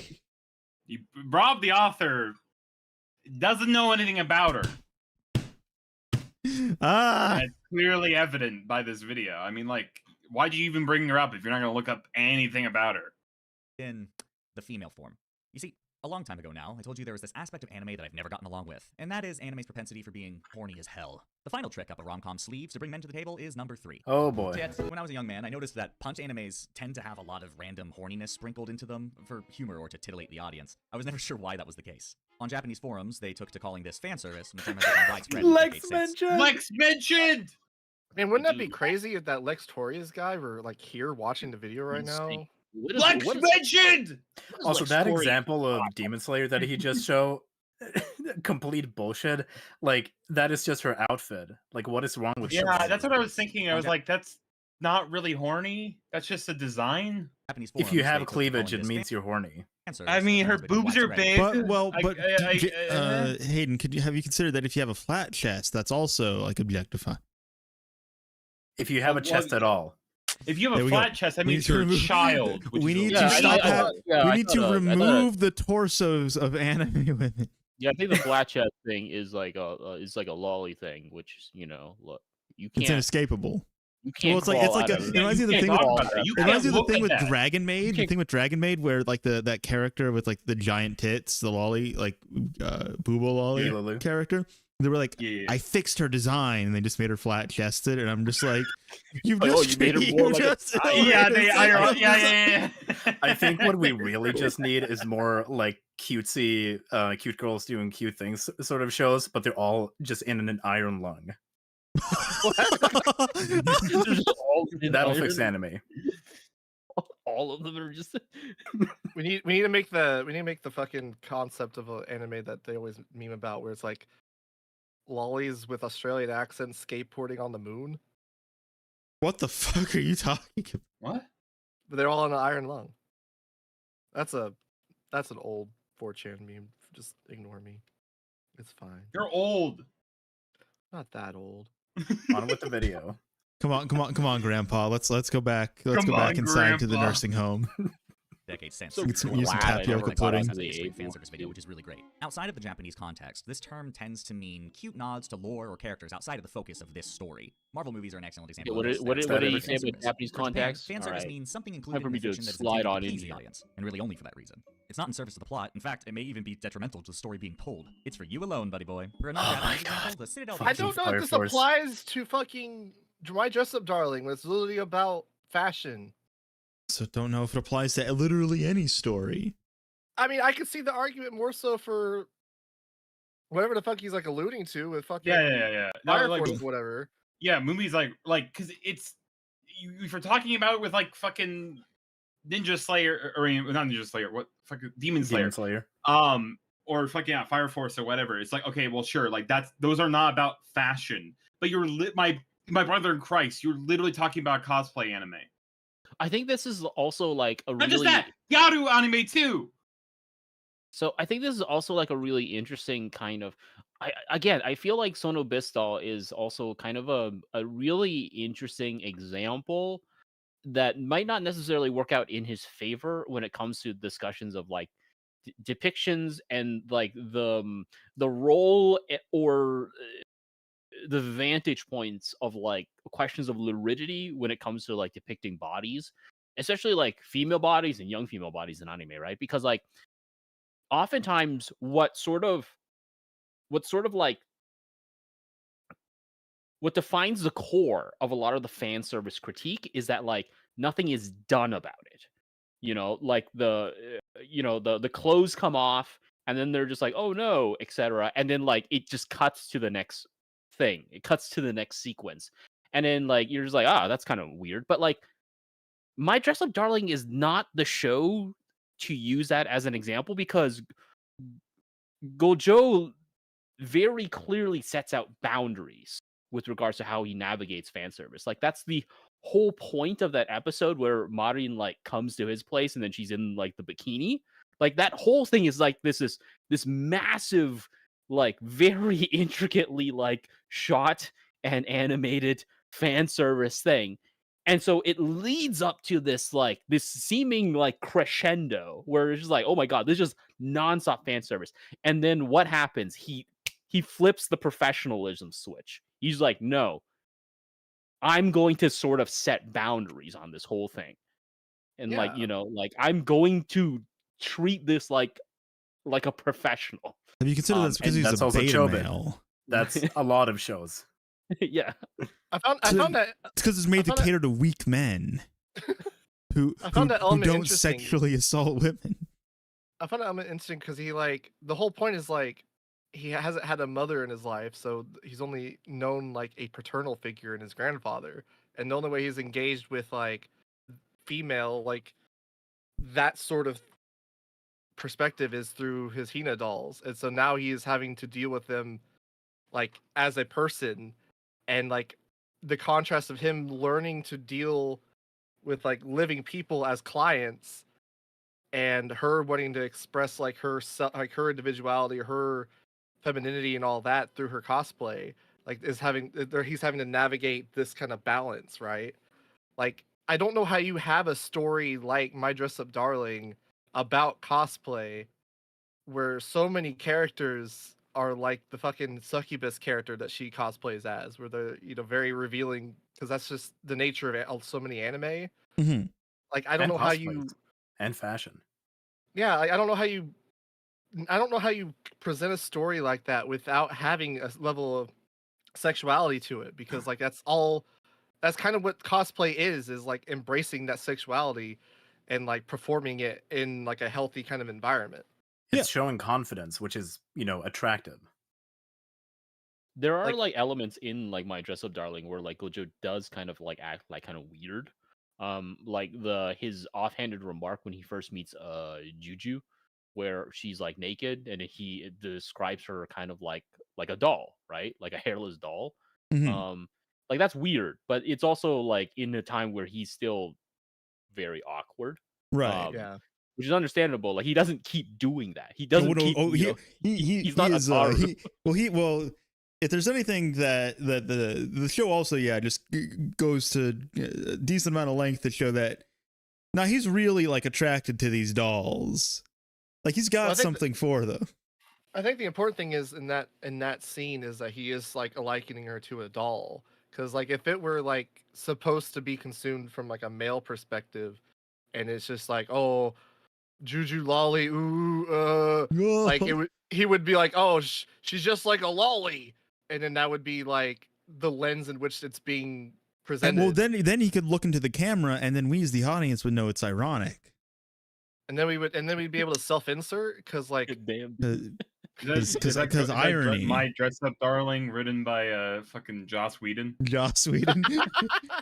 Written for millennials. Well, that just happened. Yeah, the Oppenheimer have become Death the Destroyer of Worlds. Well, that just happened.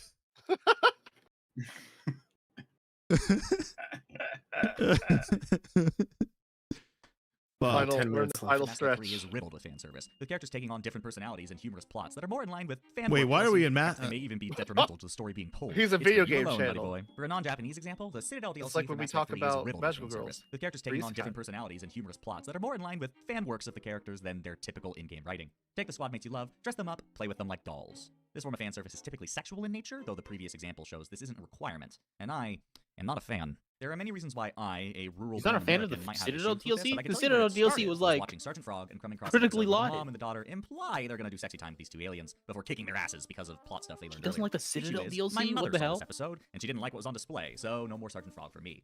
In the years since, the original Mom hypervigilance has transformed into a critical view of sex and narratives. If it doesn't serve the story, I don't really want to see it. Phase sexuality makes sense. What do you mean doesn't? What? Horniness fits in. What?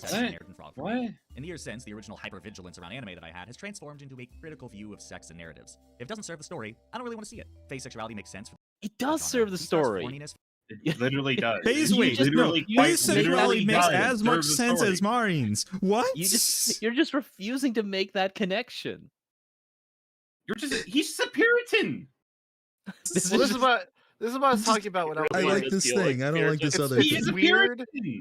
It's just weird that he like is using My Dress Up Darling as the example for this, because this is like the worst. This might be the worst show he could have chose to talk about this with. We've threaded the needle on it, yeah. Of all the examples you could have chosen, you picked the worst one. Like all of these other ecchi shows have stories too.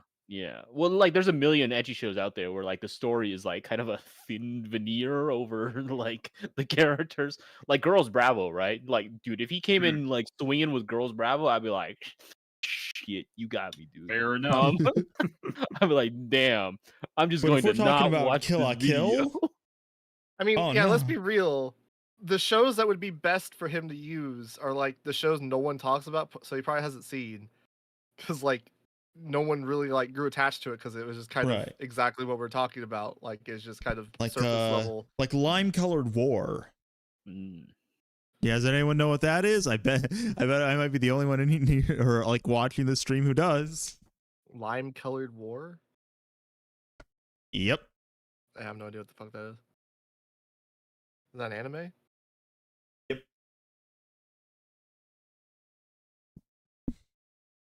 Anyone seen this? Oh, this one. Oh, okay. Oh man, this was a while ago. This is a long. This is over 20 years ago, ladies and gentlemen. Oh, that one. Yeah, yeah. No one talks about this shit. This or any other show that no one knows. I'd be correct. With its themes and metaphors, and puts this direct link between sex and danger. That means any scene. But then it becomes a question. Well, why aren't those shows popular? If that's meant, it's like. Do we even get those kinds of shows anymore? Really? I feel like ecchi in like general. This? No, not really. No. Yeah. This was like back in the days of more early digital, like maybe up until the early. This is a visual novel adaptation too, and as we know, visual novels don't get adapted anymore. I have a show to bring up. Jamie, pull this up. Sorry, it's a Mao link. I'm not Annie-less. So Peter Grill. Dude, Peter Grill, dude. Dude, Peter Grill. Dude, Peter Grill. Peter Grill. Peter Grill in The Philosopher's Time. Yeah, Peter Grill. That is, Kenja no Jikan. So it's Kenja Taimu. Kenja Taimu. Super Extra. This is the second season that came out 2022. Yeah. This is very edgy. Dude, that 5.94 is really doing the heavy lifting on that rating. Dude, this shit's epic. Oh my god. All the girls want to breed the shit out of him. He's like a cattle. Yeah. The whole point of this is that he's really strong. So they're like, damn, I want to have a kid with you. It's just eugenic. I completely forgot the show existed. What the hell? And it's completely at the expense of the main character, which, okay, well, if you're a guy that self-inserts into that, then it becomes like a sort of like domination loss, a submissive kind of thing. Yo, he gets raped. Yeah, I was trying to avoid using that word. Thank you, because now you dude, we've crew demonetized. Thank you, Gil. This video is this is a stream. It's not going to be monetized. You've just 9/11 to the VOD. Vosh takes another victim. Vosh takes another victim. God damn it. He made a Peter Griffin joke, but what do you mean by that? The VOD is Bear Grylls joke. The VODs can be monetized. The VODs get plenty of views after the stream ends. Oh, okay. See. Well, we're not in the beginning of the video, all right? This is all right. This is in the zone where you can say bad words. You can say it once, I think. Yeah. The R word. Service as a faucet. We have anime that drip fan service every now and then. An anime where it's a powerful stream. Animes where the fan service is kind of the point of the whole thing has another genre tag. God, he was chance of push into the red.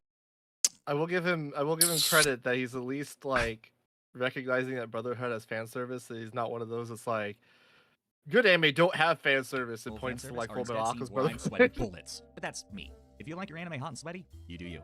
You can think of fan service as a faucet. We have anime that drip fan service every now and then. An anime where it's a powerful stream. Animes where the fan service is kind of the point of the whole thing has another genre tag. Ecchi, or hentai if you push into the red zone. Dress Up is also an ecchi anime, so this stuff runs through the entire show. Even in episodes where there's no simple way to show some skin. They'll find. I don't know. I would not say ecchi and hentai. I want to describe it as genres. Yeah. They have ecchi is like titillating. Hentai, that's what you jack off to. Well, what's like the word fan service? Ecchi and hentai have like really long histories in terms of their use. They have very different like histories, subcultures, and production logics. Yeah. I mean, I can understand where he's coming from as far as like this, because it does do like the upskirt thing like here, but like dog, it's not that it's like for no reason. It's because it's like, well, it's from his the show that perspective. Gojo looks away. Would it be better if he was just like, oh yeah? Well, not only that he looks away, it's that he looks to begin with, where it's like Right. you have like that kind of conflict where he's like interested in her and is attracted to her and thinks she's attractive. I don't even think he's like necessarily interested in her. I think he's just awkward, you know. Yeah. It's kind of like when you accidentally like look at, you know, it's you're like, like it's like me struggling to make eye contact when talking with a woman. I accidentally look at her breasts. I'm like, fuck.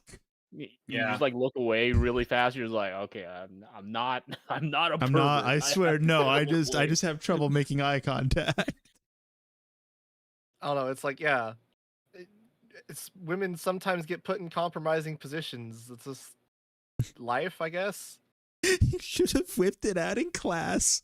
Ironically, of course, while looking into the camera. And just thinking of like that thing from Funny Games where the guy just like looks and winks. Since this is an extremely contentious point, I will bring this up here. All of the characters from every anime I've mentioned are high schoolers, which is one of anime's most pervasive writing choices. It is very rare to see truly adult characters, even in seinen and yosei. Please no. We were avoiding the Bosch stuff. All right, let's go. So we didn't have all right, this is okay. This is now a This is now a Japanese live stream. All right, this is now a Japanese live stream. Somebody hook the heart monitor up to Hayden. We're gonna put it up on the stream. We're gonna see his heart rate as this video continues. Bro, it's gonna beep any fucking time now. Characters variety show. Marin, Shika, Ino, there we go. Komi, Kaguya, all of these are sexualized minors. And for this, I won't mince words. This sucks. Beep, Anime and manga beep. are cultural products with a vast and chaotic media Beep, machine dedicated to keeping the beep, thing running beep. month over month, which both informs and is informed by its greater culture. All that to say, Yeah, I hate it's when the systemic and will take patriarchy effort to change. sexualizes But us unlike minors, most things in my life, this is not an American hardworking cultural blue-collar product, but a men Japanese one. Meaning if trying they want to change it, the Japanese people will have to make that effort trying to themselves. I'm not a part of that make process ends at meet. all. What that means for us in the West is you either need to This is Japanese like people falling have out This of is a not a tree and hitting Japanese every thing. branch on the way down. Meaning if they want to change This it. is not a Japanese cultural product. This is an otaku cultural product. Let's not conflate these. It's like saying American cultural product, and it's like America's a very diverse fucking place. Yeah, So, calling okay. it a Japanese cultural product feels a little bit racist to me. All right, so I'm gonna get a book. You guys continue ranting. I'm gonna get a book. One sec. It's like we take like punk music like from like the 70s, but this is an American cultural product, and it's like, well, this is like a subcultural thing. This is not, you know, Southerners in like rural As we can see, Georgia. Nazi punks fuck off is a American cultural subject. The Japanese people will have to make that effort themselves. I'm not a part of that process at all. What that means for us in the West is you either need to put in the time to avoid these shows, Only my to mention. see if it's right for you before you even start, or make peace with it Only my in whatever mention. way you can. Lextorius' stance is to mentally age everyone up a bit in accordance with the story being told. For example, is Ryuko from Kill la Kill's story or demeanor in keeping with the 17-year-old? She's certainly healing. Where does the gentrification come in? That's a great question. So, Great question. Age. And in the anime context, there's a significant difference between a character who is a child and a child-coded character. I avoid that at all costs. Another decent metric to use is how often they're actually going to school. How deep do we want to get into that? Lextorius mentioned. How heavy do we want to get into this? Because we could. This is like a whole stream. This is exactly what I was going to be like. Oh, let's talk about the Vosh drama and just not talk about the Vosh drama, but then use that to like discuss things like database consumption, moe, and how people like relate to like pornography. I am so not in the mood to be talking about the fucking lolly thing. Like Taurus, renowned underage anime enjoyer. Yeah, let's just move on. I feel like we just kind of have to like take this in stride, because otherwise we're going to be here for another 3 hours. Just though we spend a lot of time in school and are actually interacting with the school system, then they're probably meant to be kids. In Dress Up Darling's case, they quite literally start at school when they meet, and then pretty much every episode after this never involves school, but it's really just a measure for you to figure out, is this meant for adults or for kids? Like, nothing is set in stone. As for my own personal look on it, I tend to avoid fan service because most of it isn't plot important and is just meant to titillate me. But when I do see it and stuff I like, I make a judgment call based on if I think it's exploitative or not. I want the fan service to be in service of something greater, to fit the story and its themes, and also, again, to not be exploitative. To speak completely candidly, this is a nightmare topic to talk about because it is a monstrous iceberg that pervades the entire industry, and everybody feels a certain way about it, with some people being very opposed and some people being annoyed that you would ever say that there's something wrong with it. And I angered someone saying this. Okay, anyway, so I mean, we were already angry. Do we want to bring like, up Mia-san's dangerous idea? So, I wanna read like a paragraph, right? I want to read a paragraph, and this is something that I'm gonna. This is something I'm gonna say it right now. As an Asian person who's grown up in Asian families and Asian societies, Joe's Asian Pog. The way in which people talk about Asian media, especially white people, I'm telling you, God. What do you mean, you people? They see the depiction. They see the depiction of bodies as immediately sexual in every instance, and a lot of times it can be. But the example that I'm gonna sort of come to mind, right, is that like the example of when Master Roshi asks 14-year-old Bulma to flash her breast for a Dragon Ball. That is a very weird joke, but it's a kind of a raunchy joke that is not seen oftentimes as negatively in specific cultures as people would probably think. Well, that's like a standard like gag manga thing from the 80s. Like that's the kind of raunchy comedy you get from stuff of that period. So let me read off this paragraph from Anne Allison's Permitted and Prohibited Desires, which she writes, "One morning as I was watching television with my children in Japan, the following scene caught my eye. Cartooned breasts, naked, rounded, and full, were rising slowly in a space resembling the sky. The context was a song about mothers, sung sweetly in a high-pitched voice of a young woman. The words about devoted mothers who tirelessly and selflessly tend to their children were printed at the bottom of the screen. As each verse of the song was sung, more realistic sketches of mothers were shown in various acts of taking care and nurturing their children. Yet the floating breasts returned from every course, accompanying the refrain about motherly gifts for which children were told to be grateful." And then she says, "I was struck, of course, not by the motherhood theme itself, but by the device used to represent it, breasts. And they were not depicted as they might be seen on a show such as Sesame Street in the United States, by realistic photography in which a mother is discreetly nursing her child without revealing much, if any, breast, but rather cartooned and crafted to explicitly naked and boldly displayed. These breasts lingered in my mind, fascinating me in a way they were obviously not to my Japanese friends, most of whom I asked, also mothers of nursery school children who watch Ponkiki in the mornings, had not even noticed them. Those who had found them unremarkably cute. Yet, as I reflected further, their unremarkable cuteness was what I found to be so striking. Naked breasts standing for motherhood on a show targeted to young children." Yeah, well, you know, it kind of reminds me, because like with the whole Voshling, again, what's very interesting is like... Okay, yeah, the floodgates have opened. All right. Yeah, so no, because I just want to point out, because it's interesting to me, because this is like he's getting canceled. He's getting canceled over art made by a Japanese. No, I think they're actually it's their Twitter said they're from Taiwan. So, but in any case, it'd be very funny because like I checked and it doesn't seem like they're aware of the shitstorm they've inadvertently caused in the here in the English speaking side of the internet. So I think it'd just be funny for their what would their perspective on this whole shit show be? Yeah, I don't know. Let Joe cook. I mean, that wasn't Joe cooking. That was Ann Allison. Yeah, Ann. That was she was cooking. God help us. On top of Ann Allison and cooking, she did write a really interesting article about. Oh, that's true. Boxes. Yeah, bento. Yeah, bento boxes. Yeah, let her cook. He talks about how Japanese moms are interpolated in the process of making the bento box, because one of the things that's really interesting is that a mother is judged not based upon her as a mother, but based upon her children and how intricate the bento box is. How intricate the bento box is. Yeah. if you're a shitty mother, you're gonna give your kid shitty bentos. So that's why they create increasingly intricate bentos to show that they're actually doing their good moms. It kind of reminds me of because like in high school, like the whole thing was like, oh, what, your mom make your lunch for you? Then you get into college and you're like, my mom made my lunch for me, and everyone's like, fuck, damn, dude, that's awesome, bro. I wish I had that. Yeah, I don't know. I guess interesting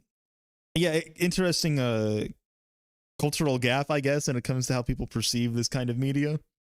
Yeah, that's one of the things, right? It's just that, like, I feel like there's a specific matrix of sexuality that is almost never considered, which is kind of crazy because it's not even just like the matrix of sexuality, but it's also like the matrix of like the subculture of that specific culture. Like there's that subculture, and then there's the culture. There's like all of these things that inform the way, like, there is this concept or like this belief that the way in which a body is depicted is almost always going to be like framed in one sort of great immutable way. And it was almost always like this, like, it's almost always like from this perspective of like this Western puritanical like perspective.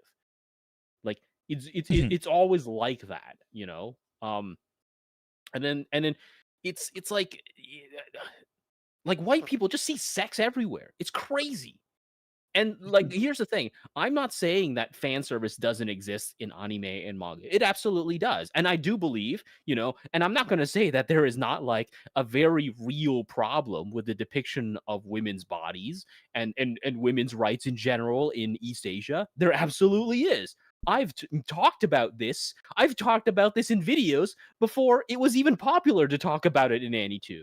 So it's just like, like, these are necessarily problems, and these are necessarily things, but like, bro, they see like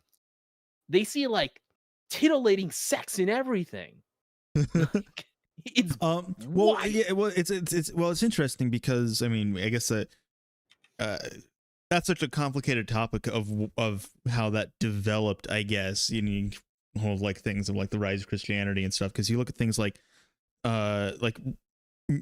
murals from like the Roman period, where they would just have like dudes with giant dicks and shit, like just overtly like sexual stuff just plastered all over walls, because it wasn't seen as like a prurient thing, I guess.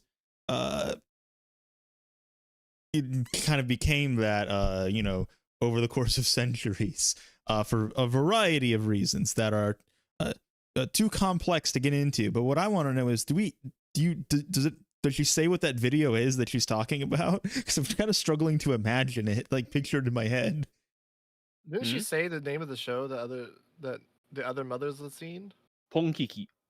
Yeah. But yeah, so in like my Dress Up Darlings case, like I do think that it's like, the fuck, that doesn't look like a kid's show. I do think it is like meant to be like a level of like titillating, right? But like I think it just goes back to the idea that like it's him being dismissive of like pornography as like an art form kind of thing. Yeah, he is very condescending when it comes to like hentai. Yeah, like it's just like any level of like titillation is like obvious, like immediate grounds for like dismissal, unless like there's some kind of like wink and nod where it's like, oh, this is ironic fan service or some bullshit, right? Like, right, yeah. The fucking bar for like what is considered fan service and not is also just so blurry and often like really low, especially with a lot of these Puritans. Like Nami existing, that's fan service. Like, so I guess the way you navigate this then is, the idea is that if you're going to have sexualization in your anime, it either needs to be ironic, or if it's genuine, then it needs to serve a point in the plot. If it doesn't serve a point in the plot and it's genuine, not ironic, then it's bad. But if it's ironic or serves a purpose, then it's fine. That's the kind of thing. If it doesn't serve the plot, in most cases, it's just ironic. I'm just imagining like ironic sexualization, like the couple having sex ironically. Ironically. It's fucking. That's just the end goal for all tsunderes. It's not gay, dude. All right, dude. it's not gay. All right, we said no homo. It's ironic. You know, at the start of the video, we said everything is parody, satire, ironic, most ironic. I want a dojin of like a tsundere character, like ironically fucking character now. It's not like oh my god, it's not imagine like like I an ironically like that. you or anything. These videos What, you think always... just because we're in a dojin, I'm gonna fuck you or something? I've you want me to actually ride your dick like this? I've actually seen some like that. It's very funny. Dude, you can't be using the word dojin like that, all right? You gotta use the word ero manga. Okay? Ero manga. Okay, not all doujinshi are erotic, okay? True. I do have some non-erotic dojinshi. Yeah, I have non-erotic doujinshi. You know, haven't you ever heard of Akatsuki Blitzkopf? No. I have read hentai where it's like they're like trying to establish a plot, and then like the girl is just kind of like, we don't need to do that. We all know why we're here.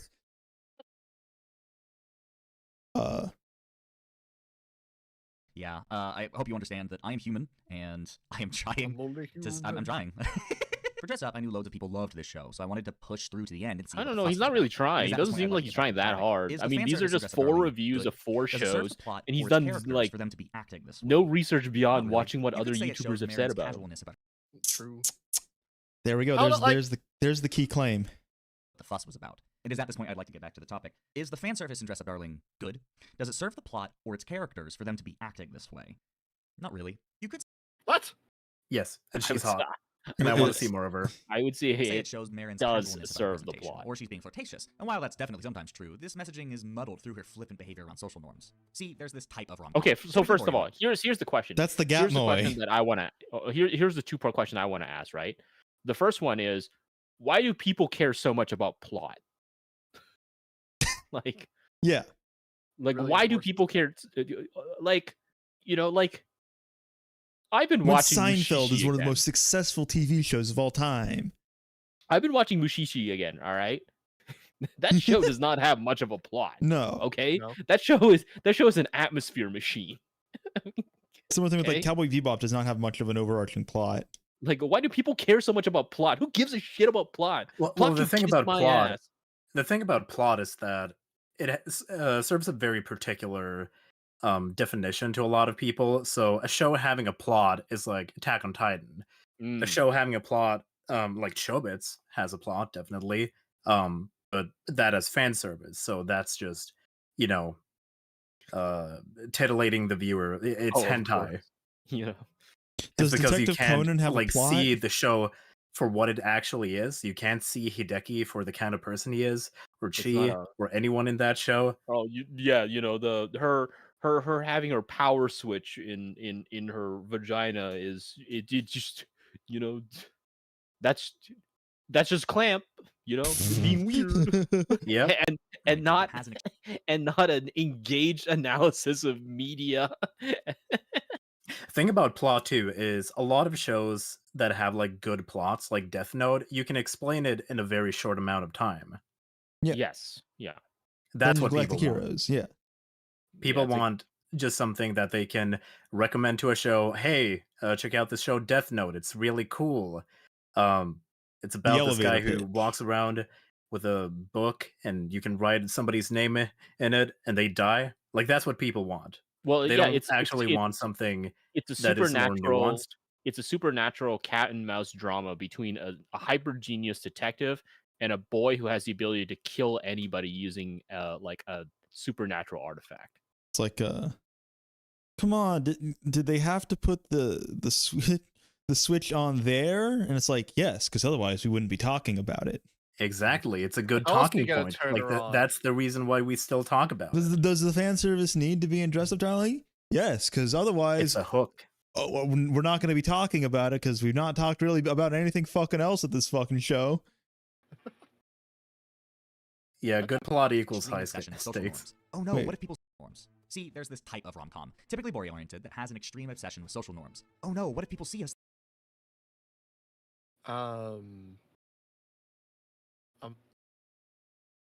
1 Is he second. saying what I think he's saying? I thought I saw a weird frame in there for a second. No, okay. Oh no, what if people see us like this? Wouldn't they think that this is a date? Or in Gojo's case, there's some moral issue with us being in the situation. We can't have people seeing us like this. I don't know what to call this other than analysis paralysis rom-com, because a character's concern over image gets in the way of their direct happiness. It's like they're above themselves, watching themselves, thinking, what will... I don't know. I feel like this is, again, I feel like this is another like cultural thing where it's just like, people... This is not even like a uniquely Japanese thing. Like people also, in, couldn't we like, just describe conservative Love is War Asian with this kind of thing as well? Like conservative Asian societies are very like focused around like they are very like concerned about the way they're presented publicly. Right. Like that's literally one of the biggest concepts in like Chinese culture, right? The concept of face. Like you have to like save face, or you have to like present face, or you know you have to help some other guy save face. As they say, the Japanese have 3 faces. That's true. Well, like, so the weird thing is, like, he alluded to it as a praise in Kaguya-sama, because he's like, oh, it delves later on. It delves into why they have this like cat and mouse game, and like obviously that's one of the characters' like motivations is because of like performativity and like saving face and like social hierarchies and stuff like that, right? But now it's a problem in these shows. Like it just boils down to I like it in this, I do not like it in this, so now it's a problem. Right, yeah. Will everyone else think? In Dress-Up's case, Gojo is the one usually aware of the implications of a situation. Marin is just going with the flow. But here's the thing. Usually when he's a straight man. It's a straight man comedy. Gojo lets his guard down and starts going Gojo for is himself, a conservative and Marin is a progressive. The entirety of episode... Yes, this is Gatmoy. This is the appeal. Usually when Gojo lets his guard down and starts going with the flow himself, it is Marin who gets squeamish out of nowhere. The entirety of episode 2 demonstrates this dynamic. Gojo needs to measure Marin's body. Marin strips to her knickers. Gojo spends the entire episode freaking out about it. Marin is playful, forceful, annoyed. They really milk the scene for every joke it's worth. And when Gojo has been through so much sexual stress that he's just tired, he measures her leg, and now Marin cracks. No, he's not tired. He's resolved. Maybe there's something to this. Like, she's got some thigh tattoo or something else down there. Like, maybe some character stuff about Marin that we'll learn later and she'll expand on. He's resolved. No, just her trading places. Why did you think he was tired? As an autistic person, What? Did you just miss? Did he just miss like why that happened? He's like, oh, they didn't have like a tattoo. It's because he literally touched her pussy. That's like it was in physical that point contact. That she realized I was not this is a expecting you fucking to weird frame and it like that. compromising position. Like that was the whole point. Wait. What do you mean that it didn't have like there was no reason? It just happened. What? Again, that's like the gap. That's the switch. The promiscuous girl getting flustered is cute. I had to learn how to be normal and how to fit in, and that took a long time for me to figure out. I say all this to point out that for someone who needs to keep the social rules metaphorically written down to understand them, all of this is frustrating. Guys and girls are made of the same Just be normal, damn it. Marin is so absolutely head over heels for this nervous wreck. Okay, so and this he likes her sounds too. like I will not be normal. this just sounds like a disconnect in your experience then, where it's like you found this literally goes back to the fucking quote of Hideaki Anno, where it's like you see the parts of yourself that bother you and you don't like it in these shows, and now you're using that to criticize the show. You're like, why don't you just be normal? Like, I don't know, because this is not the character, dog. I don't. Yeah. That's oddly like. Be normal. That's an oddly interesting statement to make. Bringing up neurodivergence in the same sentence as "be normal," damn it, is wild. Yeah. But because That's the show kind of what I was focuses more getting at. titillation than romance, the true moments of romantic tension will be undercut by jokes to tease the audience. And that frustration is romance. The true moments of romantic tension will be undercut by jokes. Isn't that what we just described with Rick and Morty? Dude, no, that's ironic, dude. I am amazed you even remember that. Isn't that literally just all we're using comedy to diffuse the situation. Isn't that all of Kaguya-sama?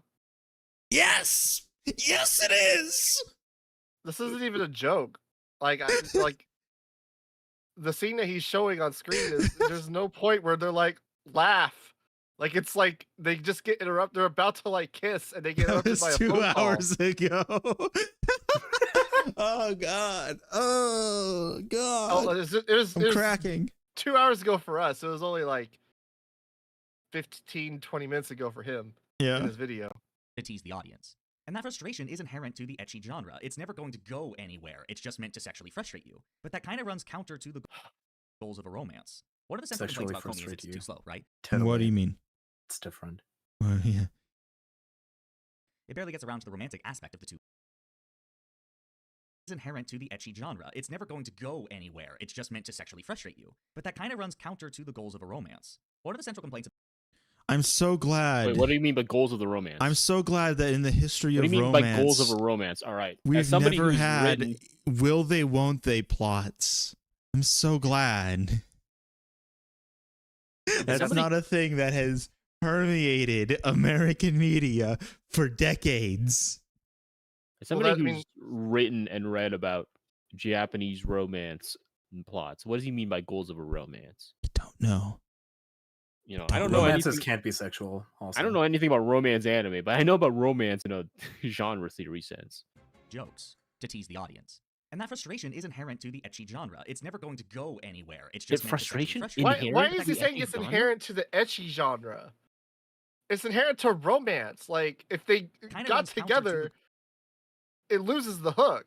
Yeah, this is the. And it becomes a different show. That's the entire element of like a Junai story. Yeah. You never let them get together until the very end, because the implication is that once they get together, mundane relationships are all you depict, and those blow. Yeah, or they get together and it's like, well, we gotta crack them apart, kill one of them. One of them gets brain cancer. You're like, damn, Seo Koji, you did it again. Well, again, that's kind of the thing. We can't have like this kind of like stability generally.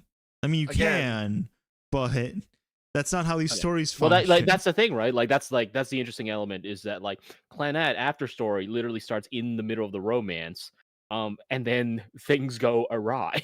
Things go awry. You know, you can't be showing them having a happy life for that long. Come on, man. Things go awry. I start bombarding her bedroom with neutron radiation. God has come in and revived will they, won't they? Again, this is literally just it, because I don't know how this is a problem in My Dress Up Darling, which is 12 episodes. Yeah, that is kind of funny. When Kaguya-sama is the exact same thing, except it was 24 episodes of doing it. Like, they didn't get together at the end of the first season of Kaguya-sama. No, well, I think the first season was only 12 episodes, but still, yeah, that's kind of your point. Well, they're both 12 episodes. Yeah, well, it's the same thing with like Nagatoro. I mean, the point where Nagatoro is at in the manga now, they're basically together. So it's like, but the whole first season, they don't, it doesn't really get developed all that much, nor does it get really developed all that much in Kaguya. It's literally just, I like Kaguya, so when it did it, it wasn't a problem, but I didn't like My Dress Up Darling, so what it's doing is bad, even though it's literally the same thing as what Kaguya-sama did. Look, okay, I'm just saying, all right, in the live action adaptation of Kurosagi featuring Maki Horishida, okay, he saves her from the bank scam in episode 1. They don't even get together at the end until the end of episode 12, and then it doesn't even happen that way, Damn, no, that's fucked up. Damn. After he got her out of a bank scam. Yeah, it takes 12 episodes. What's happening? Nothing. That's what. No plot. Fucked. We are 4 minutes away from. Listen, all right. We move at the speed of light. All that matters is the beginning and end. There is no transit point because we do not perceive time. Yeah, we should. It's too slow, right? It barely gets around to the romantic narratives like urban planning. Well, Dress Up Darling's genre means it's holding the romantic tension above your head like a bait and switch. The romance is, in this instance, fused with the horny titillation, and that makes it a high to be undercut. And that's upsetting to me. My God, the final episode of the season does a good job of illustrating. Oh, that's upsetting to me. This is like just Kaguya. Well, you see, how is this different from Kaguya-sama? The problem is this because Kaguya-sama lampshades it for you? And so it's like, oh, it's winking at me. It's okay for me to like this because it's built into the show. Honestly, it's Jamie pulled that deconstruction tweet again. Yeah, I was like, the problem is it bothers me. I'm so fucking like this actually bothers me. This video. I'm like, I'm so close to finishing. I'm starting to lose my sanity listening to this. Oh, y'all are doing a liberal. Deconstruct is when I like something in a genre I disrespect. Looking at my windows here. God, that tweet is so real. Finish it now. This through and I'm no longer asking. Spoilers for the finale of season 1 for both Kaguya and Dress Up Darling. There is a focus on fireworks in both instances, with both of our primary leads not having much experience with fireworks up close. In Kaguya's case, it's a huge ordeal for her to even make it there, and it takes a combined effort of all her friends and a bit of dumb luck for her to be within range of the fireworks. It's because of Kaguya's PTSD from serving in Nam. Flashing around her, she finds her eyes locked on Yuki, and she can't look away. Contrast that with a similarly great moment for Gojo, standing directly underneath the fireworks, taking them in, smelling the smoke, hearing the cheers of the people, and understanding how awesome fireworks are when you really appreciate them. And man, I love Gojo. Gojo's so cool. His life has expanded so much in the past year, thanks to her. He faces her, music swelling, and they lock eyes. And the music cuts as Marin reveals her blue tongue and Gojo panics as he is wont to do. These are both great moments, but where Kaguya decides to land on a romantic gesture, Dress Up Darling, not unlike the show as a whole, is afraid of romance, and decides to be safe and make it a joke. Scary being sincere, huh? Ultimately, I find my Dress Up Darling disappointing, because alongside the genuinely stellar art and animation, the passionate characters, and really cute moments, there's the fan service and rather flat romantic moments that are also there. As pervasive as the good is throughout, so are the parts I don't gel with. So, Dress Up, he's talking about how, like, My Dress Up Darling doesn't have, like he's talking about how it doesn't have, like, sincere romantic gestures, but he literally showed one. Mm-hmm. He literally showed the ending of the show. He showed the moment. He showed the moment where she literally just says, like, she loves him while he's asleep on the phone. Yeah. Like, she literally confessed. Like, they're on the phone. They're on the phone. Sleeping. They're in bed on the phone with each other. Like, what? What are you talking about? It has romantic gestures. They're just not the exact kind of romantic gestures you want. That seems so fucking dishonest. Like, why would you fucking compare the two fucking scenes? Because, like, oh, well, they both have fireworks. When that's not the ending of the show. Yeah. But you see, when Kaguya uses humor to diffuse its romantic situations, there's no point. I can think of literally not even like a joking justification. It's so silly. So, like,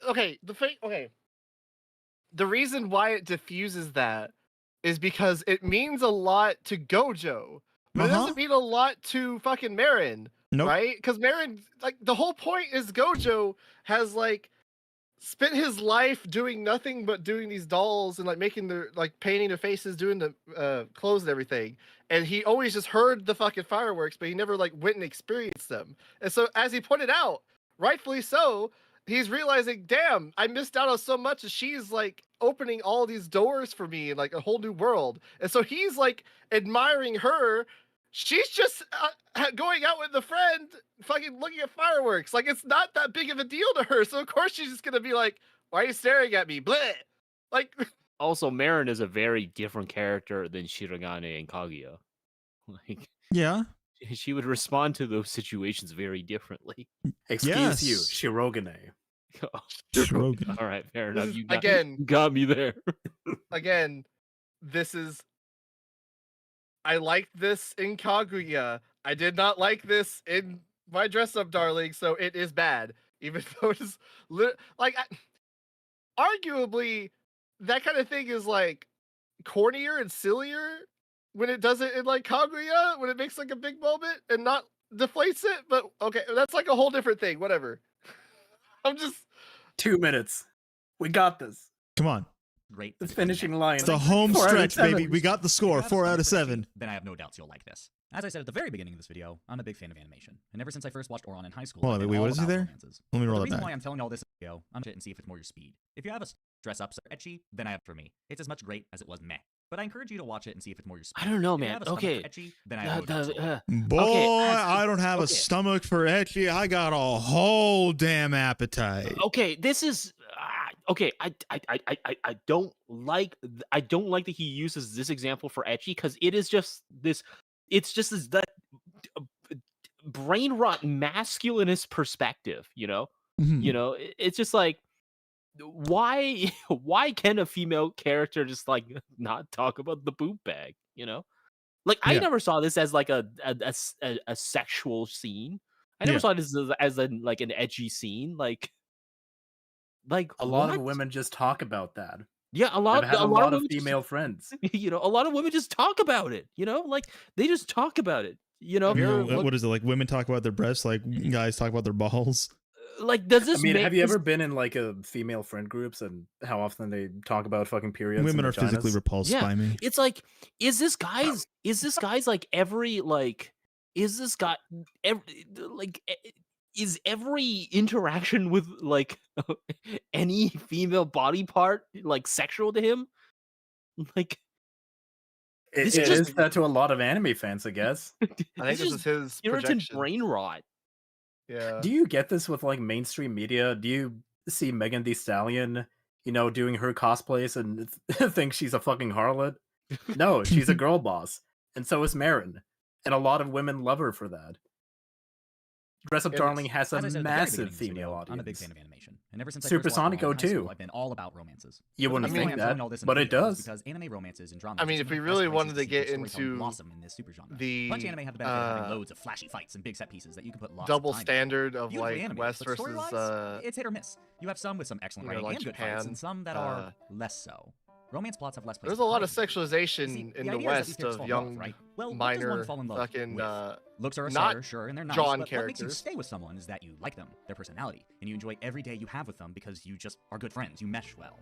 For a story, this means good character writing. Interesting characters I'm thinking like the Olsen twins. For romances to work, and since there's no obvious punch-outs to put all your animation chops into, this leads to a story that needs to be more creative, how it spends its time. That was the whole thing. This is why I love these. Kind of so if like you to somehow forget about. These are like such like trite observations. It's like good romance stories have good characters. It's like, yes. Here's a reason. Love is fun. For boys, girls, or somewhere in between, and I hope you find something in these shows to enjoy as well. So yeah, that's the video. As I said, I'm a big fan of anime, but especially romance anime, and I would love to discuss these sorts of things with others. So love is fun. For watching. Do you have any other ideas of what makes a rom-com Except not really all that fun. That's why it has to be like a rom-com. I think I know exactly how I want to end this stream. Making videos about anime in the future. Otherwise, this sort of stuff will probably be for patrons only. Supporting me on Patreon allows me greater ability to make videos about stuff I like without having to worry about the video poo-pooing and worrying about finances. Money from the patrons is consistent, and the way YouTube ad revenue is not. So if you like this and would like to contribute further, it is greatly appreciated. It is beyond kind to do so, and I thank everyone who considers it. So yeah, that's everything I needed to say. I thank you once again for watching the video, and for those okay. Happy Valentine's Day. Happy Valentine's Day. Happy Valentine's Day. So, if I want to give my constructive criticism of this as a video, the large problem of this overarching problem, is you spent so much time with your perspective. What the fuck? Why is Discord on the stream right now? You better check those notifications. God damn. Discord is just on stream now. You spent so much time with like your